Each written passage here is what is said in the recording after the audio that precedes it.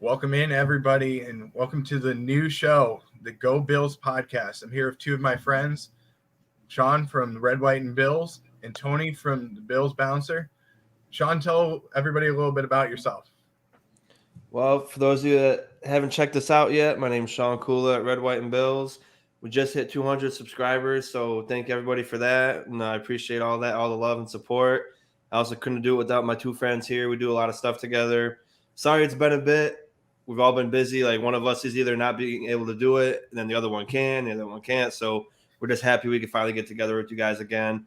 But, same old things here. Pre-game, post-game, we're going to be doing draft talk later on, analytics stuff and things like that with Tony and Brett here. So we got a lot of good stuff planned, and it's a good week. The Bills are playing for the AFCs for a second year in a row, so can't ask for a much better week. Yeah, it's been pretty fun to get everybody back into the groove. I know it's kind of hard because we have different time zones that we're doing this with, so I'm glad to have everybody back. And I want to say to the viewers out there, a belated Merry Christmas, Happy New Year. So now, Tony, introduce yourself, buddy. All right. How's it going, guys? So my name's Tony Tibbetts. I am the Bills Bouncer, of course. I'm happy to be here. I'm mainly on Instagram. You can follow me at Bills_Bouncer. Just hit 1,000 followers. So, do everything Bills. Love the draft. I just started. I'm going to be coming out with my first mock draft of the year. I'll be doing one each week. So I'll be coming out with my first one at the end of this week. So I'll get that posted out for you guys pretty soon. But yeah, can't wait to get started with this, guys. Definitely. That sounds great. I'm glad to do that. That would be so much fun to get in touch with you about the draft, because there's a lot of prospects that not a lot of people know about. You're telling me off air about one of the guys from your school. Yeah. One of the guys, I go to a small D2 school, not even a very good school. But one of the guys, he's a receiver. He's slotted to go. He just declared to the draft. He's slotted to go maybe, 6th, 7th round. He'll probably go undrafted, but he could slide in there. Maybe Buffalo. He's a slot receiver type guy. So if we want to work on a project, he could slide in. But yeah, that'd be sweet, wouldn't it? Yeah, that would be. Yeah. You get free tickets for life or something, right?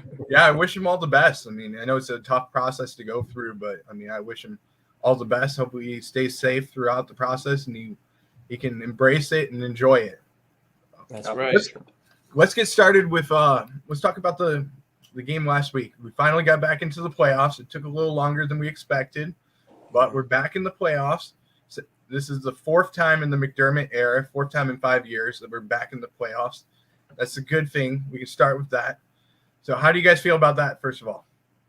Let's start with Sean.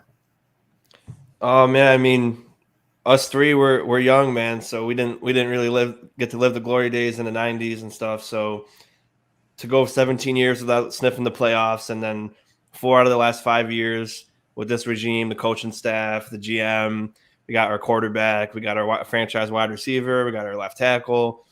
It just feels so good, because back then, a couple years ago, we're just like, that's our team, but we probably won't make the playoffs anyway. So, after the football season's over, we're not going to worry about the playoffs. We're just going to, who cares? But now it's expected for us to make the playoffs. So just to witness it 4 years out of the last 5 is incredible. And, next week they're going to clinch the AFC East at home, and they clinch the playoffs at home with fans there. So I wish I could have went. But from what I heard from everyone on Twitter and everybody that went, it was an experience for sure. So just to be living in the time we're living in now as fans, where expected is the playoffs and the main goal is the Lombardi Trophy. I can't remember a time where I thought I could say that, or we have a franchise quarterback that can win his games. How long do we think that would take for us to have after 20 years of no quarterback and Rex Ryan and Dick Duran and all these random coaches throughout the years that haven't panned out to be settled, basically. It just feels great. Yeah, to go from all the different quarterbacks that we went through, so many, from the Bledsoe all the way to, Tyrod Taylor in there, go from all those different names, Fitzpatrick, yeah, all the different names that we had in there. it's crazy. But Tony, how does it feel to you? Man, it feels so good. So I'm the youngest out of the three of us. So the first year I remember cheering for the Bills, we went 4-12, and I was just heartbroken. I was like, oh shoot, this is the team, really? This is the team I chose? But I stuck with it, and here we are, man. And it's so much fun not being the team that, like, you know, we might not get to the playoffs, like, but like we're always disappointed and stuff like that. But finally being the team that, like Sean was saying, we expect to be in the playoffs, you know, where like Lombardi Trophy is the goal and stuff like that. And finally being the team that, like, I can talk to my buddies and stuff like that, and they'll be like, oh yeah, we don't want to play the Bills. Like, they're hot right now and stuff like that. Yeah. Like, before the Sean McDermott era, when could we say, like, when would a team say that about the Bills? Like, and something that's even more fun is now teams are starting, like, other fans are starting to hate the Bills, which I love, because prior to 5 years ago, nobody would say I hate the Bills because everyone beat the Bills. And so nobody would really care. So nobody hated them. But now people are starting to get grudges. People are starting to hate on Josh Allen. And I am loving it, because that means we're doing something good. So I'm loving it right now, guys. This is the glory days.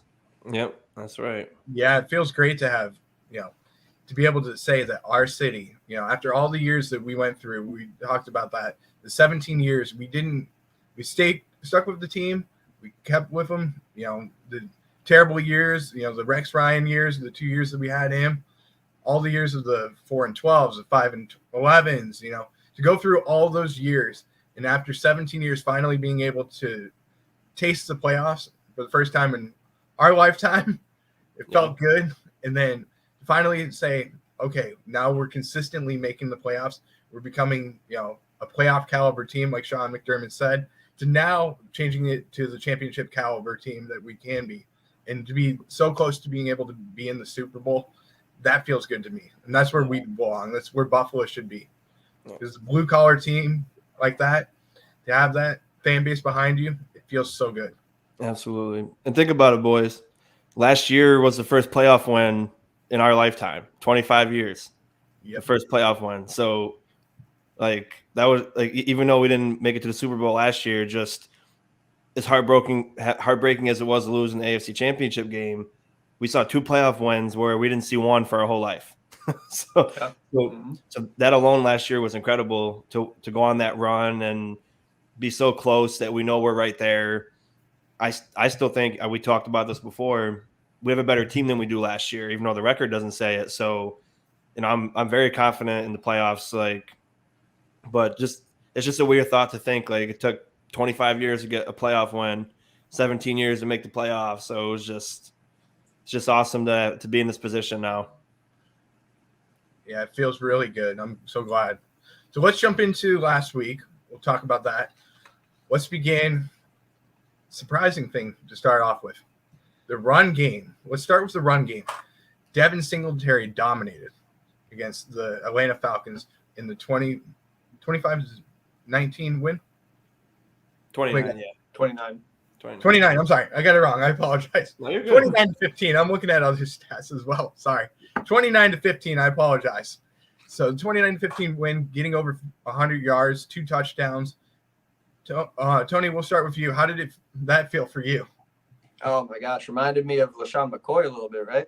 When they were talking about this guy in the draft, I remember studying him, and they compared him to McCoy's shiftiness and stuff like that. He didn't necessarily have the speed, but he was that short, quick burst guy and stuff like that. Which, he looked like it. He was living up to it a little bit, and it was so nice to see those finally. I was a little worried with Josh Allen running the ball so much. Like, granted, obviously, I'm sure we're talking about his passing game a little bit, so we needed him to run it. But yeah, it was awesome to see that the Bills could get ahead in the game and stick with it by running it, because, when it comes down to it, we could be playing in Buffalo in another snow game, and if we can't run the ball against, like, the Patriots, then we'll lose games. So, and I've always been a big advocate of the one single back, like the olden days, and stuff like that, not having that dual threat. Because yes, having a dual threat is good because you limit injuries and stuff like that. You keep guys fresh, but at the same time, a lot of times players need that those first couple snaps so they can get into it and so they can get in their flow. If you look at it, Singletary wasn't popping off like his 20-yard runs right away. He was in the third quarter when we needed him and stuff like that. And so he had those 10 plays under his belt and stuff like that. And so ride the hot hand. I like Singletary for the rest of, honestly, until he starts slowing down. Keep riding him. I think that Zach Moss has been underachieving. Matt Burrito is inconsistent at best. So stick with the guy who we know can do it, and we'll see how it goes. But I'm loving it so far. Yeah, it felt pretty good to get Singletary back involved, get him over the 100-yard mark. But the biggest thing for me was the run game and the run blocking. I thought the blocking was incredible. Having Mongo back out there, John Feliciano back out there, felt pretty good. How did it feel for you, Sean? Yeah, as far as Devin Singletary goes, I'll start with him first. Like Tony said, since we drafted him, I was very high on him, and I wasn't really concerned about his height because people, some people don't like really short backs, but there was something special about him. And then when he was learning behind Frank Gore, I was like, that's just perfect. A legend, Hall of Fame running back like Frank Gore, who probably could still be playing right now if he really wanted to.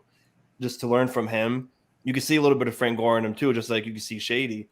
And he had a really good rookie season. And then last year, he still had a pretty decent year, but we didn't go to him as much. And then we've been talking about on our couple of our live streams together, it's not that he can't run the ball. It's that he was getting only 5, 6, 7 carries a game. And I brought up the analogy, you give Derrick Henry 7 carries, he might get 10 yards. But then you give him 7 more, he'll get 110 yards. So now we're seeing Devin Singletary get 18 carries, 22 carries, get over 100 yards, get 80 yards, get 70 yards. He would have had 100 yards that game against the Panthers, but Spencer Brown had that taunting penalty at the end that negated the 25-yard run. So he's got it, man. And even Zach Moss, he had like 3 or 4 carries for 40 yards. So, and he didn't look too bad either. And when you supplement that with Josh too, which I know we all would rather have him run less, but you mix all 3 of them together when you need to. When Motor needs a break, you let Moss go in for a few carries, or you let Josh scramble for 15 yards, get a drive going, or extend a play, and that's a deadly weapon. And as far as the offensive line goes, the last 2 weeks, it looks like they found the right group of 5. And when Feliciano went in, when Ryan Bates got hurt, he still looked really good. After he hasn't played since week 5 or a long time ago. He hasn't played. He's been injured and has COVID. So even you can use Feliciano as a backup to Ryan Bates, but they all looked good the last 2 weeks. And a lot of people were saying, "Oh, well, it was the Falcons. They're not that good." But we haven't been able to run that good on anybody at all, except for the last few weeks. So it should be a good confidence booster to the offensive line. And this is exactly what we've been talking about. We want to see them keep improving and building off of last week's performance. And they would do good and do bad, do good, do bad. Now they're pairing together good games after good games. And now we're a game away from the playoffs. So perfect timing. Yeah, this is really important to get hot at the right time. And, we talked about the inconsistencies all year long. And finally, you're starting to see the consistency come in at the important time. One more week, got to get hot this week, stay hot, and ride this into the playoffs. Because you never know, like we saw this past week against the Atlanta Falcons, Josh Allen could have a bad game in the passing game, so we have to rely on somebody else. We can't just put it all on Josh, and then we don't have anything else. So it was good to see that Devin Singletary stepped up when we needed him to. And you saw Zach Moss step up as well. So I was really happy with the run game, and I was happy with Josh Allen in the run game as well. So, but the passing game, just some struggles. So I gotta say something about the passing game before we move on. Yeah. It's great to have a quarterback who can play in the elements, but we don't have the receivers are having trouble catching the ball in the elements. Because that's the first 2 drives, there was 6 drops, and then Josh went cold. He started 6 for 9, then there was 7 drops in a row, and then he was 1 for 12. And people are saying, "Oh, he throws the ball too hard." In those situations, you got to, because if you don't throw it hard, it's going to tail, it's going to carry. So he's doing exactly what he has to do. But the problem is because it's so hard and because it's cold out, it's harder for the receivers to catch the ball, but they need to. And everybody makes mistakes. Josh makes bad throws. Motor misses holes. The O-line doesn't block. Defense misses tackles and receivers miss balls and everything. But like we said, there was a bad weather against New England. Josh was doing all he could to make those throws that he had to make, but then the receivers weren't helping him. In the playoffs, when it gets cold, like you said, we know we can win running the ball, but we also still need to make plays in the air and help Josh out because he was throwing great balls yesterday, and then the 2 tipped interceptions, and then Diggs dropped touchdown, Motor dropped the ball in the first drive, a couple other drop balls, and there was at least 5 or 6. I mean, if you guys saw 5 or 6, I know I saw at least 5 or 6. It might have been more, but it just hurts because then it's like a dagger in the confidence, and we really kicked up the run game in the second half, so that was good, but it's just frustrating because these are great receivers. We got elite receivers on our team, and we finally got a quarterback that can play in rain, snow, sleet, hail, everything. But if they can't catch the ball, then what's the point, really? You know what I mean? Yeah, I completely agree with you there. I was going to move into this next session of talking about the uneasy game from Josh Allen. Some struggles, some interceptions that we saw that aren't normal for him. But I think a lot of it had to do with the, like we were just saying, with the inconsistency from the receivers, missing catches and stuff like that. So that really, really surprised me. How did you feel, Tony, about that? Yeah, I mean, he was accurate for the first couple of drives and stuff like that. But what I saw was once the receiver started dropping the passes and he really lost confidence that the receivers could catch it, then he started playing hero ball. He looked like he used to back when he didn't have Diggs, back when he had Calvin Benjamin to throw to and stuff like that, where he wasn't trusting his receivers and he was trying too hard to place it in. I keep going back to and rewatching that the interception he threw in the end zone, the first interception he's thrown when he's thrown to the end zone in his career. And he just goes, it's 3rd and 8. He wants to get something, and he just chucks it way too hard for no reason when he could have, run it for a couple of yards and go out of bounds and kick the field goal. That's fine. We don't need to get a touchdown every single time. But he didn't trust his receivers enough, and so he's trying way too hard to put it into them. And, obviously this is not going to be – I don't think that's going to be obviously the Allen that we see next week or any given week, It's – statistically wise, that was the worst game of his career. But it was also in the elements, and everyone, I had this Jets fan DM me the other day, and he was talking to me and he was like, Josh Allen has the 2nd most interceptions out of any quarterback in the league, which is true. He has 15 right now, and the only person higher than him is Trevor Lawrence. So he's like, how can you tell me that like Josh Allen is elite or whatever? But at the same time, Josh Allen has more drop passes than any quarterback in the NFL, and his percentage of interceptions per throw is 2nd lowest in the NFL, 2nd only to Tom Brady. So he's honestly, for the amount of times that Sean McDermott is asking him to throw the ball, he's not being inconsistent. He's throwing it very well, and he also is tied for, or no, I think he is 2nd. He's 2nd in the NFL for most touchdowns, like behind Brady. So like, yeah. I'll take 40 touchdowns with 15 interceptions any day. But I think it was inconsistent. I think it was a glitch in the matrix, but I don't really expect it to happen much again, especially in good weather. But so. Yeah, I completely agree with you there. You brought up a really good point about that, where he's throwing the ball a lot, and I think that you're starting to see that McDermott and Dable are saying, "Hey, listen, we can't put all the pressure on you, kid. You got to start to utilize the running backs and not play hero ball every single game."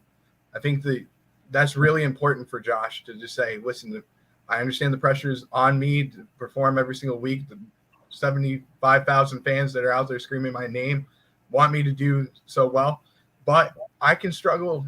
I can have mistakes. We can still win games. So I was really happy that we came together as a team and we won this game, without just Josh playing hero ball. Absolutely. And unless your name's Aaron Rodgers, you've thrown a bunch of interceptions. So, I mean, Matt Stafford, I think Burrow's in double digits, Kyler Murray's in double digits, and that's what happens when you throw the ball. That's what happens when you're trying to make big plays, and it comes with it. Like Tony said, I'll take 40 touchdowns, like 15 interceptions. Trevor Lawrence has like 2 touchdowns and 16 or 17 interceptions. So I'm not really concerned about the amount of picks. I mean, the Jacksonville game and the Falcons game, he had 6 total. So, I mean, it's just a couple bad games. And, again, that one tip in the red zone that was intercepted, Knox got smacked that play 15 yards downfield. Should have been a flag. He threw it. There was 5 people around Diggs, so it was a bad throw. But it should have been called back because of the hit on Knox, and it was tipped anyway. So I'm not going to be the guy like I think it was Mahomes' mother said like, oh, the tipped interception shouldn't count on the quarterback. I get that to a point though, because it could be a good throw and then it's just tipped at the line of scrimmage and then thrown 30 feet in the air. Like when we had that play on Mac Jones where 3 people tipped it and then Micah Hyde intercepted it. It was a bad throw from him, but just a good defensive play. So, I mean, interceptions are going to happen in this game. So, I mean, I don't look at it like, oh, Josh is terrible. He's inaccurate and he's like Jameis Winston and throws so many interceptions. I'm not really concerned about it because he's basically repeated his same years last year. You know, obviously he was a little bit better last year, but his numbers are basically identical. So he hasn't regressed. It was just a weird year as far as some weather games. He's played well in the rain, and then the Patriots game where it's 50-mile-an-hour wind. Who else is going to throw in that? Nobody would do well throwing in that, and he did. Not Mac Jones. No, that's for sure. And when it's snowing and stuff, like it's just hard. So, and he has, I think it's second to Brady, the most touchdowns dropped in the league with 7. So yeah, he's got 3 less touchdown passes so far compared to last year, but 7 of them were dropped. And you can even say 3 of them or 4 of them were called back on a illegal man downfield in the red zone. It always happens in the red zone. It's always Knox or it's always Darrell Williams or someone that on an RPO.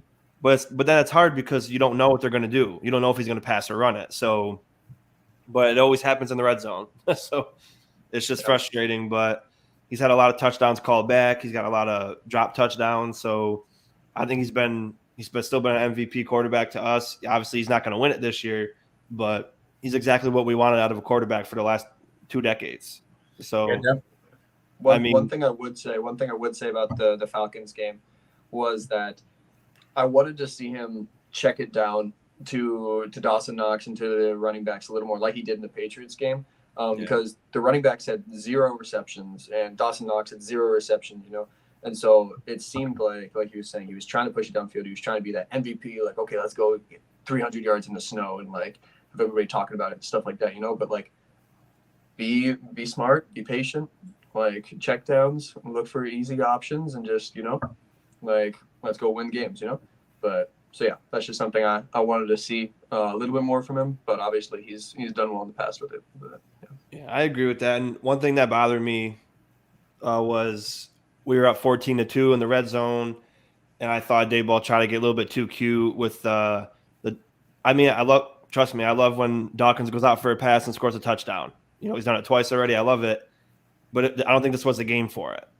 And then the same drive, you let Diggs try to go throw a pass. Like, we don't need to do that this week. We were trying. We weren't. Nothing was certain this week. Why not try to do a normal series of plays, go up 21-2, and then next week against the Jets, when everything's could be certain, then you maybe want to do that play, or maybe not. But I get maybe they want to get it on film to confuse people and everything. I get that, but then the game changed from 14-2 to 15-14. So I thought it was, although I liked the plays in itself, I just thought at the time it was too cute. And maybe if we were up 21-2, try that Dawkins play again. But, I just thought it was the wrong time. I don't know what you guys thought of it. Yeah, I definitely agree with you there. I mean, I thought it was the wrong time. It gave the Falcons momentum. It's just not the right idea. We shouldn't have done that. But although I do like the game plan that Dable came out with, that series was probably the head scratcher one for me. I mean, I didn't like that Diggs was going to throw a pass. I mean, I thought that that's something that we've done way too much. I'd rather see like McKenzie or somebody else do that because, it's just something that I like to see. And you have the speed of McKenzie where you can, make a man miss. But that's just me. How do you feel, Tony? Yeah, for sure. I would love, like, McKenzie's got those jet sweeps and stuff like that. I would love to see Josh Allen pitch it to McKenzie on a jet sweep, and then Allen go up for a pass. Maybe next week against the Jets or something like that. Like, nobody's going to expect McKenzie to throw it, really, and he's such a speedster that everyone has to respect his speed to run it. So if we did something like that with a player who maybe doesn't pass it as much, Dawson Knox played quarterback in high school. I'm just saying, like, that could be something fun to watch. But, like, especially, not in a game where, we're playing against a Falcons team who has surprised some people. They were 7-8. Granted, they're probably the worst team to ever go 7-8. But they're a team who could upset you and stuff like that. And so when the game is not put away, like, play it smart, play it safe, do what we've been doing, and get the W so we can stay ahead in the division, because the division's not ours yet, and it's still not ours yet. But especially in the weather too, because it wasn't good, and they were having trouble catching the ball as it is, and then you're trying to do 2 trick plays in the same drive. It was just, it was just. Then again, if they would have worked, we'd be praising Dable right now. Oh, so like I said, I love those plays, and we did it in the playoffs twice. Allen caught a touchdown, Dawkins caught a touchdown. So I mean, I love them, but it just wasn't the right time. Yeah, I completely agree. I think it wasn't the right time. Do that in the playoffs where nobody's expecting it, and you could look like a hero. You could look like you're making mistakes, but do it at the right time. Don't do it when against a team where you're favored to win, you're expected to win, and you just have to go out there and just execute what you do best. And that's what I thought. I don't think you do those plays. It's just it came out wrong. It was just like 2 in the same drive. Like, maybe you try the Dawkins one and then that's it. And then, okay, maybe later in the game we'll do the Diggs try, or we'll save that one for the Jets game. Yeah, but I mean, like Tony said though, but if they made those plays, that's super awesome. But the way it panned out, it ended up being hurtful to us. So I mean, but at least we won by two scores. So yeah, that was the big thing. The next thing I was going to talk to you guys about, and I thought this was the major thing that I was shocked about, because the halftime adjustments by the Bills. I could not believe the halftime adjustments that we made, especially on defense. That really shocked me. We talked about all year long the halftime adjustments, how we struggle in the third quarter, and then we came out and we played so much better. I noticed a major difference in the defense, especially in the pass defense. How did you guys feel about that? We'll start with Sean.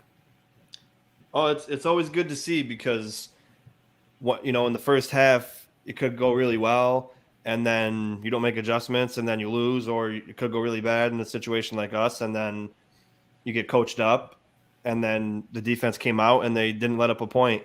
They almost did, with Matt Ryan's run, but luckily he was down, and then he got a taunting penalty, so that was pretty funny. But it's good to see, because this defensive group, I saw a statistic out there on Twitter, since 2017, in almost every single major category, the Bills are ranked 1, 2, and there was one of them that was 3, but mostly 1s and 2s. That's 5 years of defense, and most of these guys have played together. So I think a lot of the adjustment is just them really knowing when to turn it up, and then Leslie Frazier's great at what he does. So the defensive line showed out. The coverage was great. They were getting beat pretty, like I wrote down in my notes from the post game, there was too many explosive plays in the first half. There was maybe 1 or 2 in the second half, as opposed to a handful in the first half. So that was the adjustment I liked the most, was the negation of the big plays.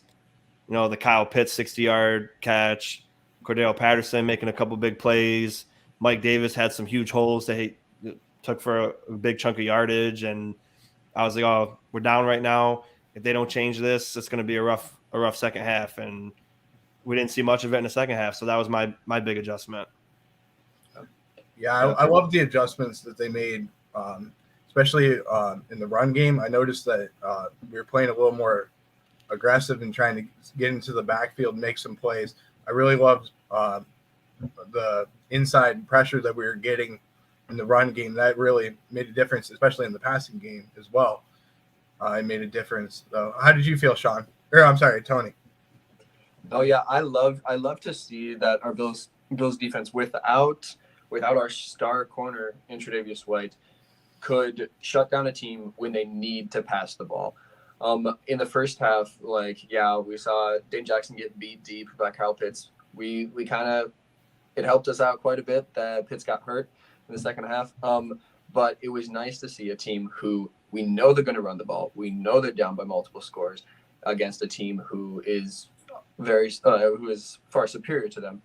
So we know they're going to pass it, but to see Dane Jackson, Levi Wallace and just step up, Taron Johnson had a couple nice plays, and tackle, wrap up, and finish plays was really, really nice to see. And it gave me a lot of hope. Yes, it's against the Falcons, but it gave me a lot of hope to see, okay, without Tre'Davious White, we're still a good secondary. We can still go up against teams who need to pass the ball, and we shut them out in the second quarter. We shut them out in the second half. So, yeah, it was great to see. And I love to see Harrison Phillips come up with that fumble recovery. That was awesome to see. That man's been through so much. He almost got cut from the team this past year just because lack of play. But, yeah, it's awesome to see him come back. And honestly, he's outplayed Star Latuile. I know Latuile has been injured. He's battling COVID and stuff like that. But at the same time, Harrison Phillips, when I see Harrison Phillips and Ed Oliver in the trenches and stuff like that, that honestly gives me more confidence than seeing Latuile out there right now. So yeah, I think he's doing great. He's doing great in the run game, and yeah, our defense is showing up as always. Yeah, I love what Phillips has been doing this year. I think he's in a contract year this year, so it would be nice to get him back next year. I mean, I love what he does in the community. He's a really good guy, and he reminds me so much of Kyle Williams. He just has this blue-collar attitude where he just goes in there and just makes the plays and doesn't want to be recognized for the plays. So yeah. I think he had a really good mentor in Kyle Williams. I'm representing him right now. I got his jersey on. So I'm happy with what Harrison Phillips has been doing this year. I think he's made incredible strides. It sucks that he's been injured the last couple of years with the ACL injuries. But I'm so glad that he's part of this team. I think he's done an amazing job. He's just a good player, making plays when we need him to, and he's outplaying, like you said, he's outplaying Star Latuile. So, but I thought the whole defensive line did a really good job in this game. Greg Russo getting a sack, you got Ed Oliver getting a sack, Harrison Phillips getting a sack, and Mario Addison getting a sack. It felt really good to get the defensive pressure back there and get some plays from the defensive line. So they're on the upswing for me. I'm happy with them, and hopefully they keep it hot in the playoffs and get some more sacks. Oh yeah, absolutely. And Harrison Phillips, since you guys were talking about him, he was my MVP of that game on defense. And I mentioned in my post game how he's working to get to the 1-tech position, because when we drafted him, he was a 3-tech. He put on some weight. He had the in 19 he had the ACL injury and against the Bengals, I think it was. And last year was just hard for him. And when you're a big dude and you're coming off an injury like that, sometimes it's really difficult for you. And he started off slow this year, and then the last about 6-7 weeks, he's career game, close to the career game, and he just keeps blowing up. And he got his first sack of the season yesterday or Sunday. So, I really like what he's doing. And although I love him on our team, I still want to draft other 1-tech, because you can't just because we have a rotation also. And, Kyle Williams was able to play every single play, but we stick to our rotation. So, but if Harrison Phillips gets hurt, and Starr's not on the team anymore, he retired or they choose not to sign him or whatever, then you still need another guy. So I like Harrison Phillips and Ed Oliver on this team. They're two of my favorite players. I loved Ed since when he came out in the draft, and when people were calling him a bust last year, it was really infuriating because, especially at a D tackle, Aaron Donald is just out of this world at defensive tackle, and a lot of people think that D tackles should be like him. And typically, D tackles don't get many tackles. They don't get many sacks. They're plugging the holes so the linebackers can get tackles, and so the defensive ends can get sacks. And that's a lot of their job, is just to be in the right place at the right time. And on the Ed Oliver sack, Star Lotulelei opened up the hole for him. So it's like that's their main jobs, is to stop the run and to open up holes for sacks. And they've been great at it. Ed Oliver's a menace in the line. He's so quick getting off the ball. Harrison Phillips is a little bit slower. He's got so many stops in the run. He's over 40 tackles now. He's just been incredible. So he showed a lot of promise, and I hope we bring him back. I'm sure he'll come back on a friendly deal. I think he loves Buffalo. He loves being here. He loves the fans. He loves the team. So like him and Levi Wallace, I think they're two guys that we can, because they're both free agents this year, that I think we could see come back on an easy, friendly deal, because, not only do they know what Buffalo's going to do or what they can do, they love this team. Like Levi came back for like the smallest amount of money this year just to be on the Bills. And he said, I'm here because I know what we're capable of. He could have went to another team. And I also mentioned this in my post-game show. He's really stepped up in the CB1 role in the absence of Trey White.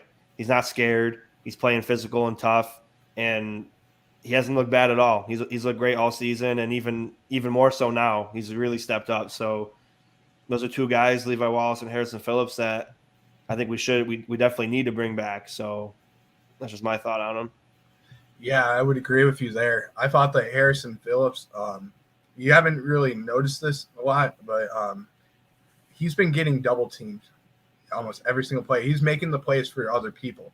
So he's not getting the credit for anything, but he's getting double teamed, triple teamed at times, and he's letting Ed Oliver come in and make the sack.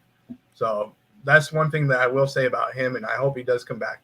But to go with what Sean said, I thought Levi has done a fantastic job in stepping up for the quarterback 2 position.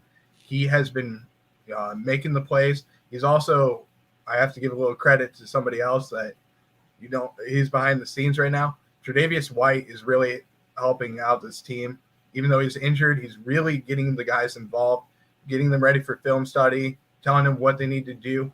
So I will give credit to Tre'Davious White, somebody that you don't really hear much about because he's injured. You're thinking, oh, it's got to be Levi or it's got to be Dane, it's got to be Tarrant. But he's getting the guys ready, and he's really stepping up as a leader for this team, even though he's injured. But I was really happy with that. I think that Levi has done an incredible job stepping up and being the leader of the team. And I really hope that we bring him back on a team-friendly deal, maybe give him a little bit of extra money, because he's definitely the number 2. I don't think we should go out there and draft somebody else. I think he's the number 2 for us now. Yeah, he definitely deserves that. And again, like, it's the same thing for me. It's the same thing with defensive tackle. I'm not saying draft someone to take Levi's spot, but in a situation where, like, we lost Trey this year, luckily we had a Dane Jackson. But when Trey comes back next year, it'll be a few weeks into the season, and corner is a hard position to play, especially it's a lot of torque and twisting and stopping on a dime. And, Trey might not be 100% for a while in that next season. So to have a good depth player, because Levi, I think he'll win the job no matter who's up against him. So just to bring another player in situations where, again, like if Starr's not here, you need someone to back up Harrison Phillips. So like imagine, I know this probably won't happen, imagine if we get Jordan Davis. So you got Jordan Davis, Ed Oliver, Harrison Phillips, Boogie Basham. If Starr's not here. And then, that's a great DT rotation. So it's definitely good to have people in reserve, because you want to be able to plug in someone like Dane Jackson, and then they're going to show out. And we knew that he would, because he's shown that he could play even as a 7th round pick, that he can play starting caliber football in the NFL. So I'm big on having people in reserve that can play. Yeah. And what's good about this draft class especially is the cornerback draft, like depth in this draft class is insane. There's so many guys. There's guys who might slip into the third round who years past could have gone in the first. Like there is some good talent. So Buffalo could pick up a guy in the third round who could go in and be our number 3 guy if Dane can't do it, or even slip in at number 4. Like we can get depth in this class. It doesn't have to be our first round draft pick or even our second round draft pick, but we can get somebody in this draft. So absolutely. Yeah, definitely. I think you guys made a really good point about Tre'Davious White. He's going to come into the year. He's going to probably not be the same player that he was, the All-Pro player. I hope he is, but it's a struggle, especially with Harrison Phillips. It was a struggle, throughout that year coming back. We don't know the type of player that he's going to be, so maybe it is a good option to get somebody else. I think it would be good to get a veteran player in there, but to have somebody behind Levi and Tre'Davious and Dane, just to be able to come in and sit behind them, learn, and who knows? You never know if Levi might go to another team or Tre'Davious isn't the same player after this. Now you have somebody grooming in the wings, and we can slide him in there. So I would hope that doesn't happen because I love the team that we have right now, but you never know. Yeah, you got to be ready. That's all. Yep, you're exactly right. So let's move into another category I thought that the Bills did a really good job on was converting on key downs. I thought they did a really good job on third down. They went 7 of 12, converting on third down, and they went 1 for 1 on fourth down. And on defense, they also stopped the Falcons. They're 1 of 7 stopping them. And the Falcons also failed on their 1 fourth down try. So I will give some credit there. I think that was a big area that the Bills have been struggling in. You've noticed the third down consistency has been a little low this year, but I'm happy that they made some adjustments. How did you guys feel about that? Tony, go ahead. Yeah, especially after the Patriots game where I can't remember exactly the stats, but they didn't have a good third down conversion rate. The Patriots didn't against us, but their fourth down conversion rate, I think it was 5 for 6 or something like that. And so to see us like that 1 fourth down stop that we had was awesome to see. Us be able to go in there, stop them, and just like get the ball back and finish the game out, So I thought that was really awesome to see. Just a little nugget of, okay, yeah, we're consistent. We can finish, and we don't have to rely on getting a negative play so that they're third and long and stuff like that. So they have to punt it, but we can stop them on third and short and fourth and short and stuff like that. So yeah. Yeah, I think it's huge to be able to do that because it gets the offense back on the field and stops drives. That as simple as it sounds, but when it comes playoff time, say we get the ball first, we have a 10-play drive, we drive down the field easily, score a touchdown. You want a quick 3 and out, get the ball back and stay hot. You want situations like that, especially when we get into the playoffs. You got teams like the Bengals who are they got people like Jamar Chase who are yak machines. They catch a 10-yard pass and they go for a 90-yard touchdown. Like you want to be able to keep the foot on the gas and keep going. Like Kansas City, even New England, you want to get off, you want to get ahead with them. We knew that last game. You want to get ahead quick because they're not a pass heavy team. And by the time they were trying to catch up, they would score and we scored again. They would score, we score again. You got to be like that. So getting off the field is huge. It's awesome to see that from our defense, especially because we know they play the bend and don't break. And, that's basically what it is. You give them a little bit and you stop them cold. So I thought that was great to see. And then offensively, it's awesome to see that too because it extends drives. And then you keep the other defense on the field and they get tired out. They keep getting tired and then you keep scoring. And then later into the game, just like Derrick Henry when he runs, his first couple quarters aren't that, they start off slow, but then defense gets tired. Defensive tackles get worn out. Linebackers get worn out. And then it gashes you. That's kind of how it is when you keep completing third downs and that fourth down. Getting a fourth down is demoralizing for the defense, because you're like, oh, we got him on 3 plays, we got to get one more, and then we converted it. Oh, you converted it, and you're like, oh man, we're still on the field, and then it's just a huge mental game at that point. So it's good to see. Yeah, I'd agree with that. I felt like the aggressiveness by the Bills was perfect for this game. I love what Sean McDermott did, where he was trusting Allen in the key situations. I love that. I think he needs to keep that aggressiveness, something that he's been struggling with, not knowing when to be aggressive at certain times. We've talked about it when he should have been aggressive at certain times, when he was aggressive and he struggled as well. Yeah. But I love that. But I think that that was a perfect idea to be aggressive in this game. But, yeah, I agree. Let's start moving into the Jets game. I was going to shift into that, talk about the Jets now.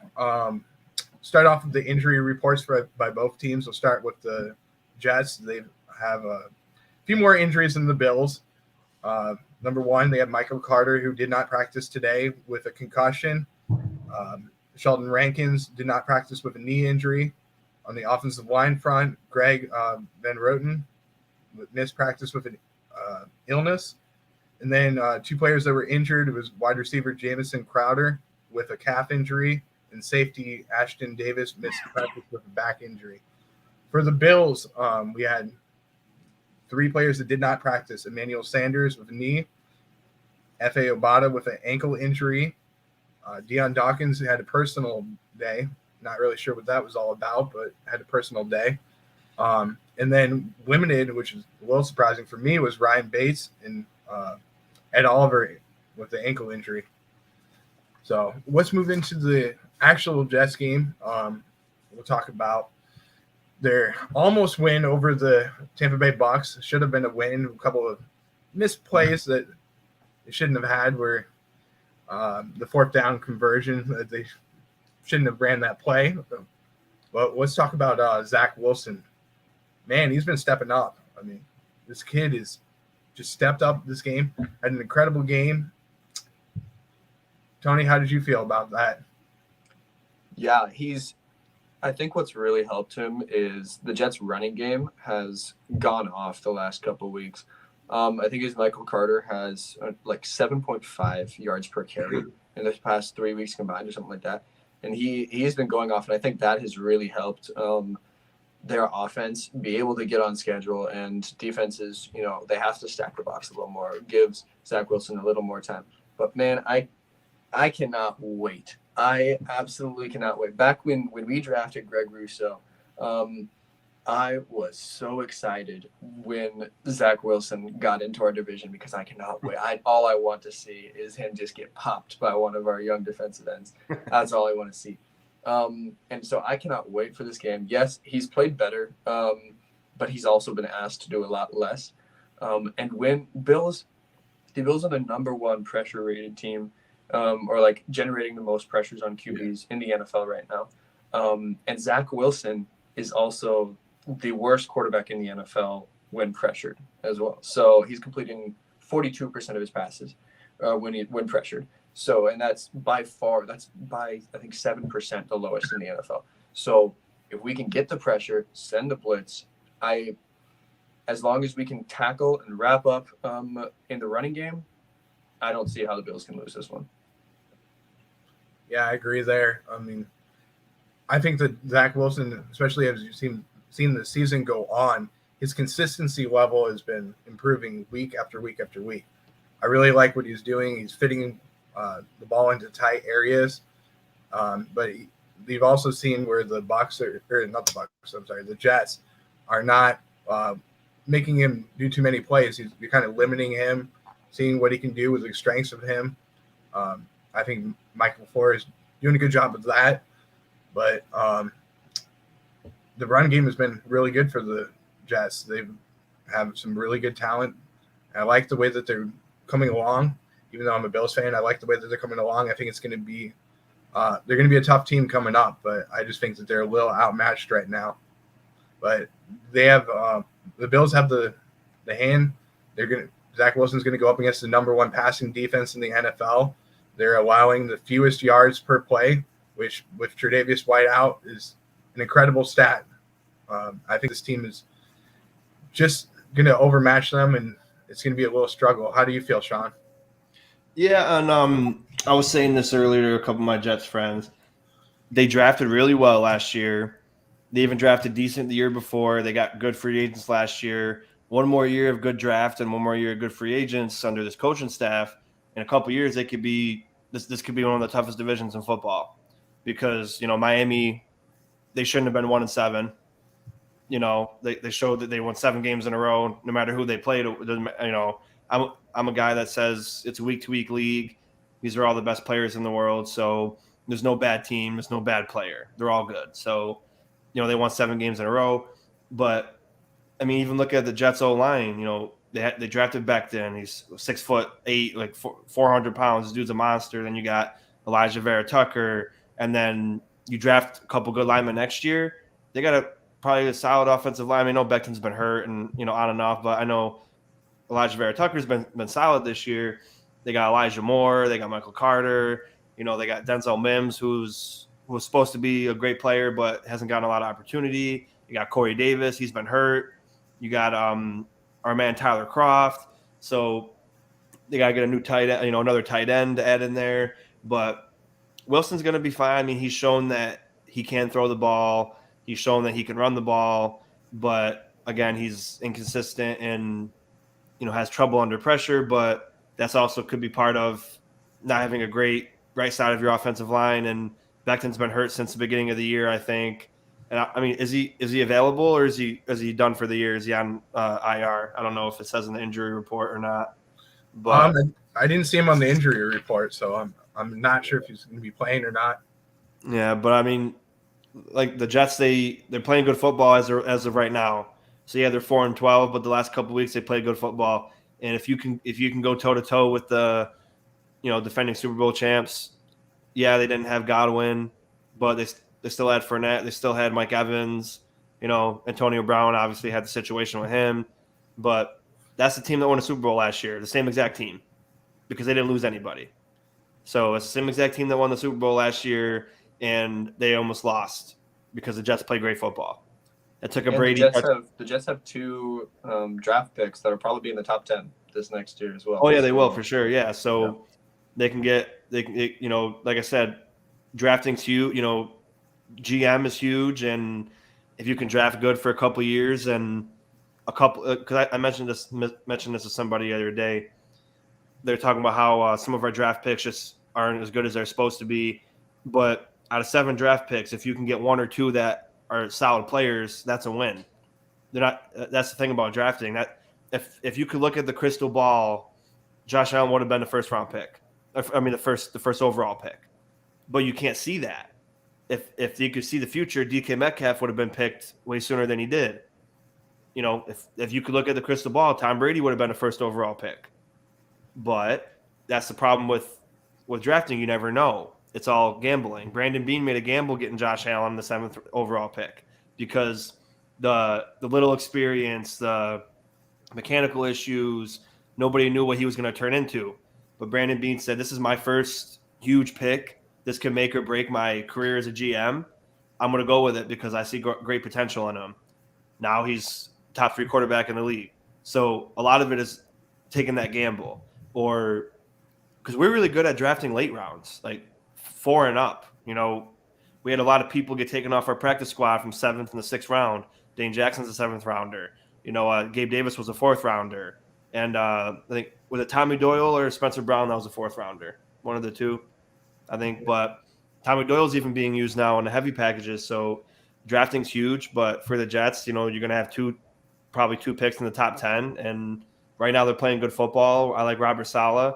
So, I mean, this could be a tough division and for years to come. So it stinks because as soon as we get good, everybody in the division is going to be good now. When the Patriots were good for 20 years, everybody was bad. So, but it'll be fun football. And like I said, they're playing good football right now. But as you said, Brett, they're just not on our level yet. We got the head coach. We have the better quarterback. We have the better O-line, which is weird to say. we had the way better defense, we had the better receivers. So unless it's a complete, unless we completely crumble, we should walk away with this win pretty easily. Right now we're 17-point favorites. Yeah, 17-point favorites, which is shocking. So, but I was going to chime in on a couple of things. I mean, you hit the nail on the head with the Bills. We've been very, very lucky being able to draft really good late. You got Matt Milano, who comes in, he's converted safety. Now he's a linebacker, comes in and steps up really big. Our running backs in the third round that have stepped up and made plays. I know like we said, we usually expect 1 or 2 players per draft to make plays, but we've had really good players in the late rounds that have made plays. And we have also found guys, who were 7th round picks, 6th round picks on other teams come in and really make plays, like Jordan Poyer, Micah Hyde. You get these players. Stephon Diggs, yeah. You got all these players that are really stepping up who are really hungry because they haven't had the opportunities like these other players that are first-round picks. And, they're expected to be great. It's just these players that are just really hungry and want to play football. But that's credit to Sean McDermott, credit to Brandon Beane being able to do that. But if the Jets can be able to hit on players like that, then this division is going to be very, very hard to win next year. And I think Joe Douglas is doing a really good job as a GM. He's hit the nail in the head on the draft. He's got 2 first-round picks, potentially in the top 10. I think it's going to be very, very hard next year. I think they're going to be a sleeper team that could potentially win the division. I hope that doesn't happen, being a Bills fan, but it's going to be a tough division coming up. And like Sean said, I mean, why does it have to be now? Why can't we have our 20 years of success? That's what we all want. I mean, we want more than 20 years. We want, an eternity of good years, but, it's tough that it has to happen now. But, I'd rather play teams that can compete with us and we beat them at their best than teams that are not so good, that are rebuilding and we beat them easily. Yeah, it would be more fun for us. I think if we can beat them at their best, that's the best. That's how I always approach games. Oh yeah, absolutely.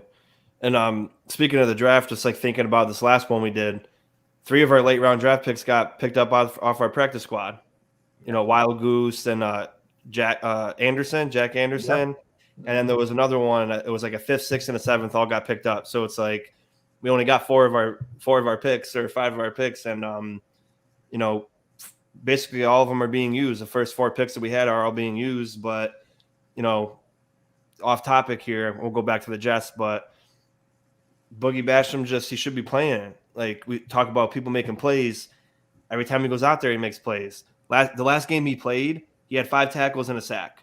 And then now he hasn't played in the last 3 games. So it's like, it can't be because he doesn't play well. It can't be because he doesn't know the playbook, because you start him you play him in some games. So why are you wasting him away? Because nothing beats game reps. Yeah, you could practice, yeah, whatever, but nothing's going to grow you. And that's why AJ Epinesa isn't taking that big leap like we expected him to this year, because he barely played last year. So everybody thinks, he's going to be great next year because he has a year under his belt. That's not always the case, because you need the reps in the game. And Epinesa is good, and he's quick, and he's a vicious tackler, and he's all over the place. But when you don't give him experience, you can't expect him to make a huge jump like everyone's saying. Like, he's only had 20-something pressures this year, and he had 20 last year. It's like, yeah, well, what do you expect when he played 3 games last year? Yeah. But yeah, not to get off topic, but Boogie Basham should be active every week, especially when. I would be very surprised to see if he wasn't activated this week, especially with F.A. Obata being injured. I would be very surprised, especially against the Jets, if he wasn't active. How much he'll play, that's another question. But yeah, free Boogie for sure. Yeah, definitely free Boogie. It's just so frustrating because it's a 2nd round pick and you're not using it. A 2nd round pick, a 1st, 2nd, and 3rd round pick should be starting potential starting on your team. And again, he's not bad at all. And especially when a lot of speculation of there's not going to be no Hughes next year. There's going to be no Addison next year. We don't know about Lutulele. Phillips is under contract. Vernon Butler's terrible. And why is he not getting the reps? Because if your future on your defensive line is Rousseau, Oliver, Phillips, and Epinesa, and Boogie Basham mixed in there, why are you not giving him time now? Yeah, I agree. I mean, I think we're just outnumbered at the defensive end position. I think, you have Hughes, you have Addison, Obata, Epinesa, too many good defensive ends on this roster. It's just a numbers game. You got to pick who you want to be inactive, but there's just too many numbers. And next year, I think it's going to be a lot easier with potentially Hughes being out. And I call them the old geezers because, you got the young guns that are coming in. You got Russo that's in there. You got Epinesa and Boogie Basham. It's time for the old geezers to get out of there and go play on a snowbird team somewhere else, and go play in Florida, go play for the Bucks, go get your championship. But I think it's time to see the young guns come out next year, and I would really like to see, with all the wisdom that Boogie Basham's going to get this year, I'd really like to see him have a really big year next year, and I think he will have a big game or big season next year. So. Before we go back to talking about the Jets game again, I just thought of it. Before we went on, I was like, damn, this would have been a perfect game to see Tanner Gentry, Isaiah Hodgins, Mitch Trubisky, all these people play this, because that's what we expected. By this point, we already got the 1 seed or locked in at the 2 or whatever, and we didn't have to play our starters. So I was kind of disappointed knowing that that's not going to happen. But, what can you do? But it would have been cool because now that's 2 years in a row. Hodgins hasn't made even stepped on the field. Well, no, he had a couple plays. One play. Yeah, one play. But he was a good pick late that, watching his highlight tape, he was a 6th-round pick, right? Yep. Mm-hmm. And he has great hands. Yeah, and, when I saw him and Gabe Davis getting picked up on our team, I was like, oof, we're gonna have a good receiving core for a while. But his rookie contract's going to be up soon. He hasn't played 1 play or 2 plays for us. So, he might be out the door before we see him play. Yeah, this is a missed opportunity for the Bills because, we should have won that Jaguars game. If we win that game, we have, we don't have to worry about anything. Maybe seeding a little bit in the playoffs, but hopefully we have that locked up. You're going to play a home game at least, but should have had that locked up. It's a missed opportunity where you can't see the second string guys like Mitch Trubisky and all these other guys that you could bring up from the practice squad like Antonio Williams and players like that. Yeah. Isaiah Hodgins, get all these different players. Maybe even bring up a corner such as I can't even think of his name, Griffin though. But bring up Griffin, see what he can do. You never know. You got all these players that you are investing in, and you're not going to be able to see what they're going to do. And they could get picked up by other teams and shine. It's a real missed opportunity by the Bills. Yeah. Which I wish they could have been able to lock it in and maybe win. We should have won the Bucks game. Maybe you win that game and the whole thing changes. You never know, but it's a real missed opportunity. Yeah, absolutely. Sorry I got us off track, but let's go back to the Jets game. I'm sorry. Okay, no worries. Hey, we can talk more after the Jets game, but yeah. It was in my mind, so before I forgot it, I just wanted to. No worries, guys. No worries. That happens. It's good. I enjoy it because there's 3 guys talking on here. It's good to have these conversations. So, but let's move back to the Jets game. Got a player on the offense that, besides Zach Wilson, the guy that he's throwing the ball to, Braxton Barrios. This kid is looking incredible. He's my must-stop player of the game. He's looking really, really good. And he's really sliding into that number 1 role. I know he's going to be a free agent at the end of the year, but this is somebody that the Jets have to re-sign. It's really important that they get him back, and he's going to be good for the future of the Jets. But who's your must-stop players of the game? Yeah, so mine is Michael Carter if he's available. I know he got that concussion. But also, Braxton Barrios against Taron Johnson is going to be a great matchup. Yeah. Like an absolutely amazing matchup. But going back to the Jets run game, so like that. The Bills are not the greatest tackling team in the world, and the NFL knows that. I think it was Leonard Fournette who said after in the press conference after the Bucks game, he was like, the Bills, like, they're known for not being able to tackle, and we knew that, and so we played out in space and stuff like that, and I expect the Jets to do that a lot. The Jets are third in the NFL with the most screen passes, so Dane Jackson, Levi Wallace need to be able to wrap up, stuff like that. But yeah, just being able to stop the short passing game, stop the running game, and yeah, wrap up. Yeah, real quick before you guys go, I want to give a shout out to somebody that has been following my account for a long time. This is $1 or Less Food on here. He's just saying he's checking in, watching the show.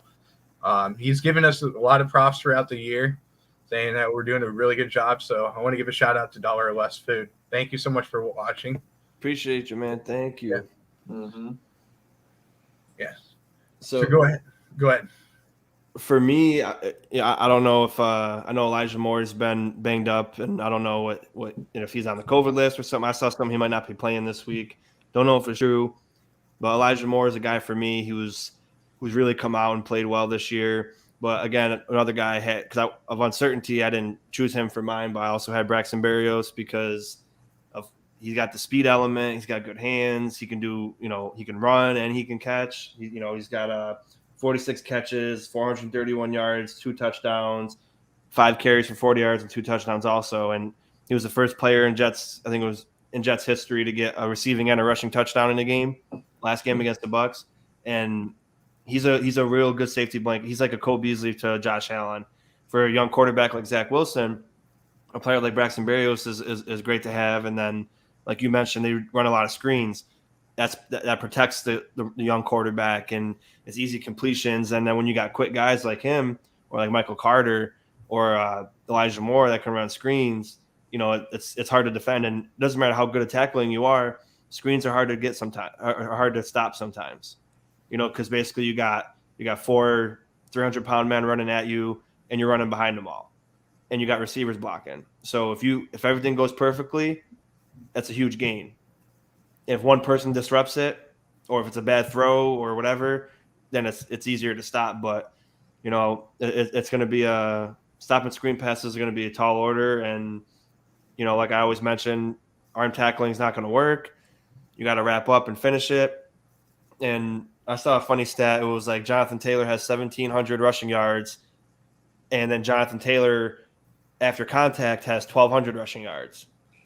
So his after contact rushing yards is still leading the league in rushing yards.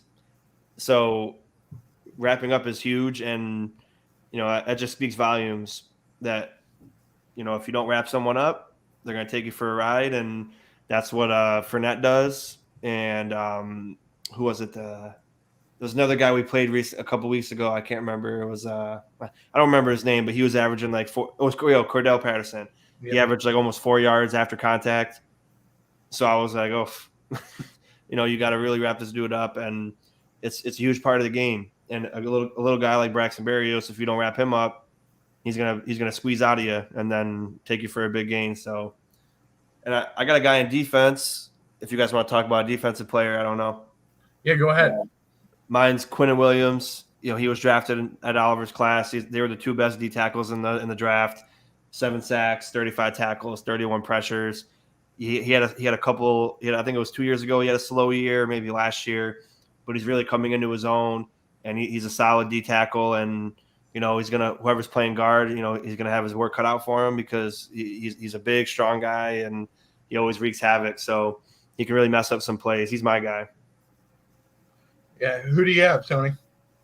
Off the top of my head, I would say CJ Mosley. Mosley has not had the greatest season so far, and honestly, he was injured a lot last season and stuff like that, so he hasn't really had 2 good seasons. But back when he was on the Ravens, that man was lights out. And so not necessarily like the most dangerous player in the world, but if he's hot, he's really hot. And so for the Bills to be able to limit his production, I think will be huge for us to get the W. But Yeah, definitely. I have two guys. I'm going to go with the rookie cornerbacks. You got Michael Carter the second, who had a sack on Brady. You got Brandon Eccles, who had a pick on Brady. Those are my two guys that I think could make a big difference in this game. Hopefully, we limit the turnovers in this game. But these guys can really make big plays. They're doing these corner blitzes that coming in, stuff that you don't normally see. But Robert Saleh, he's a defensive-minded coach. He has a really good idea of what he wants to do. Hopefully, we don't get a lot of sacks, and we can get the ball moving down the field, and this doesn't happen. But these are two guys that we have to keep an eye out for because you never know what they're going to be able to do. Yeah, I agree. I like those picks. Yeah, Good, sure. good young rookies. Yeah, really good young rookies. I think the Jets picked up Wild Goose too from us. Yeah, they did. Yeah.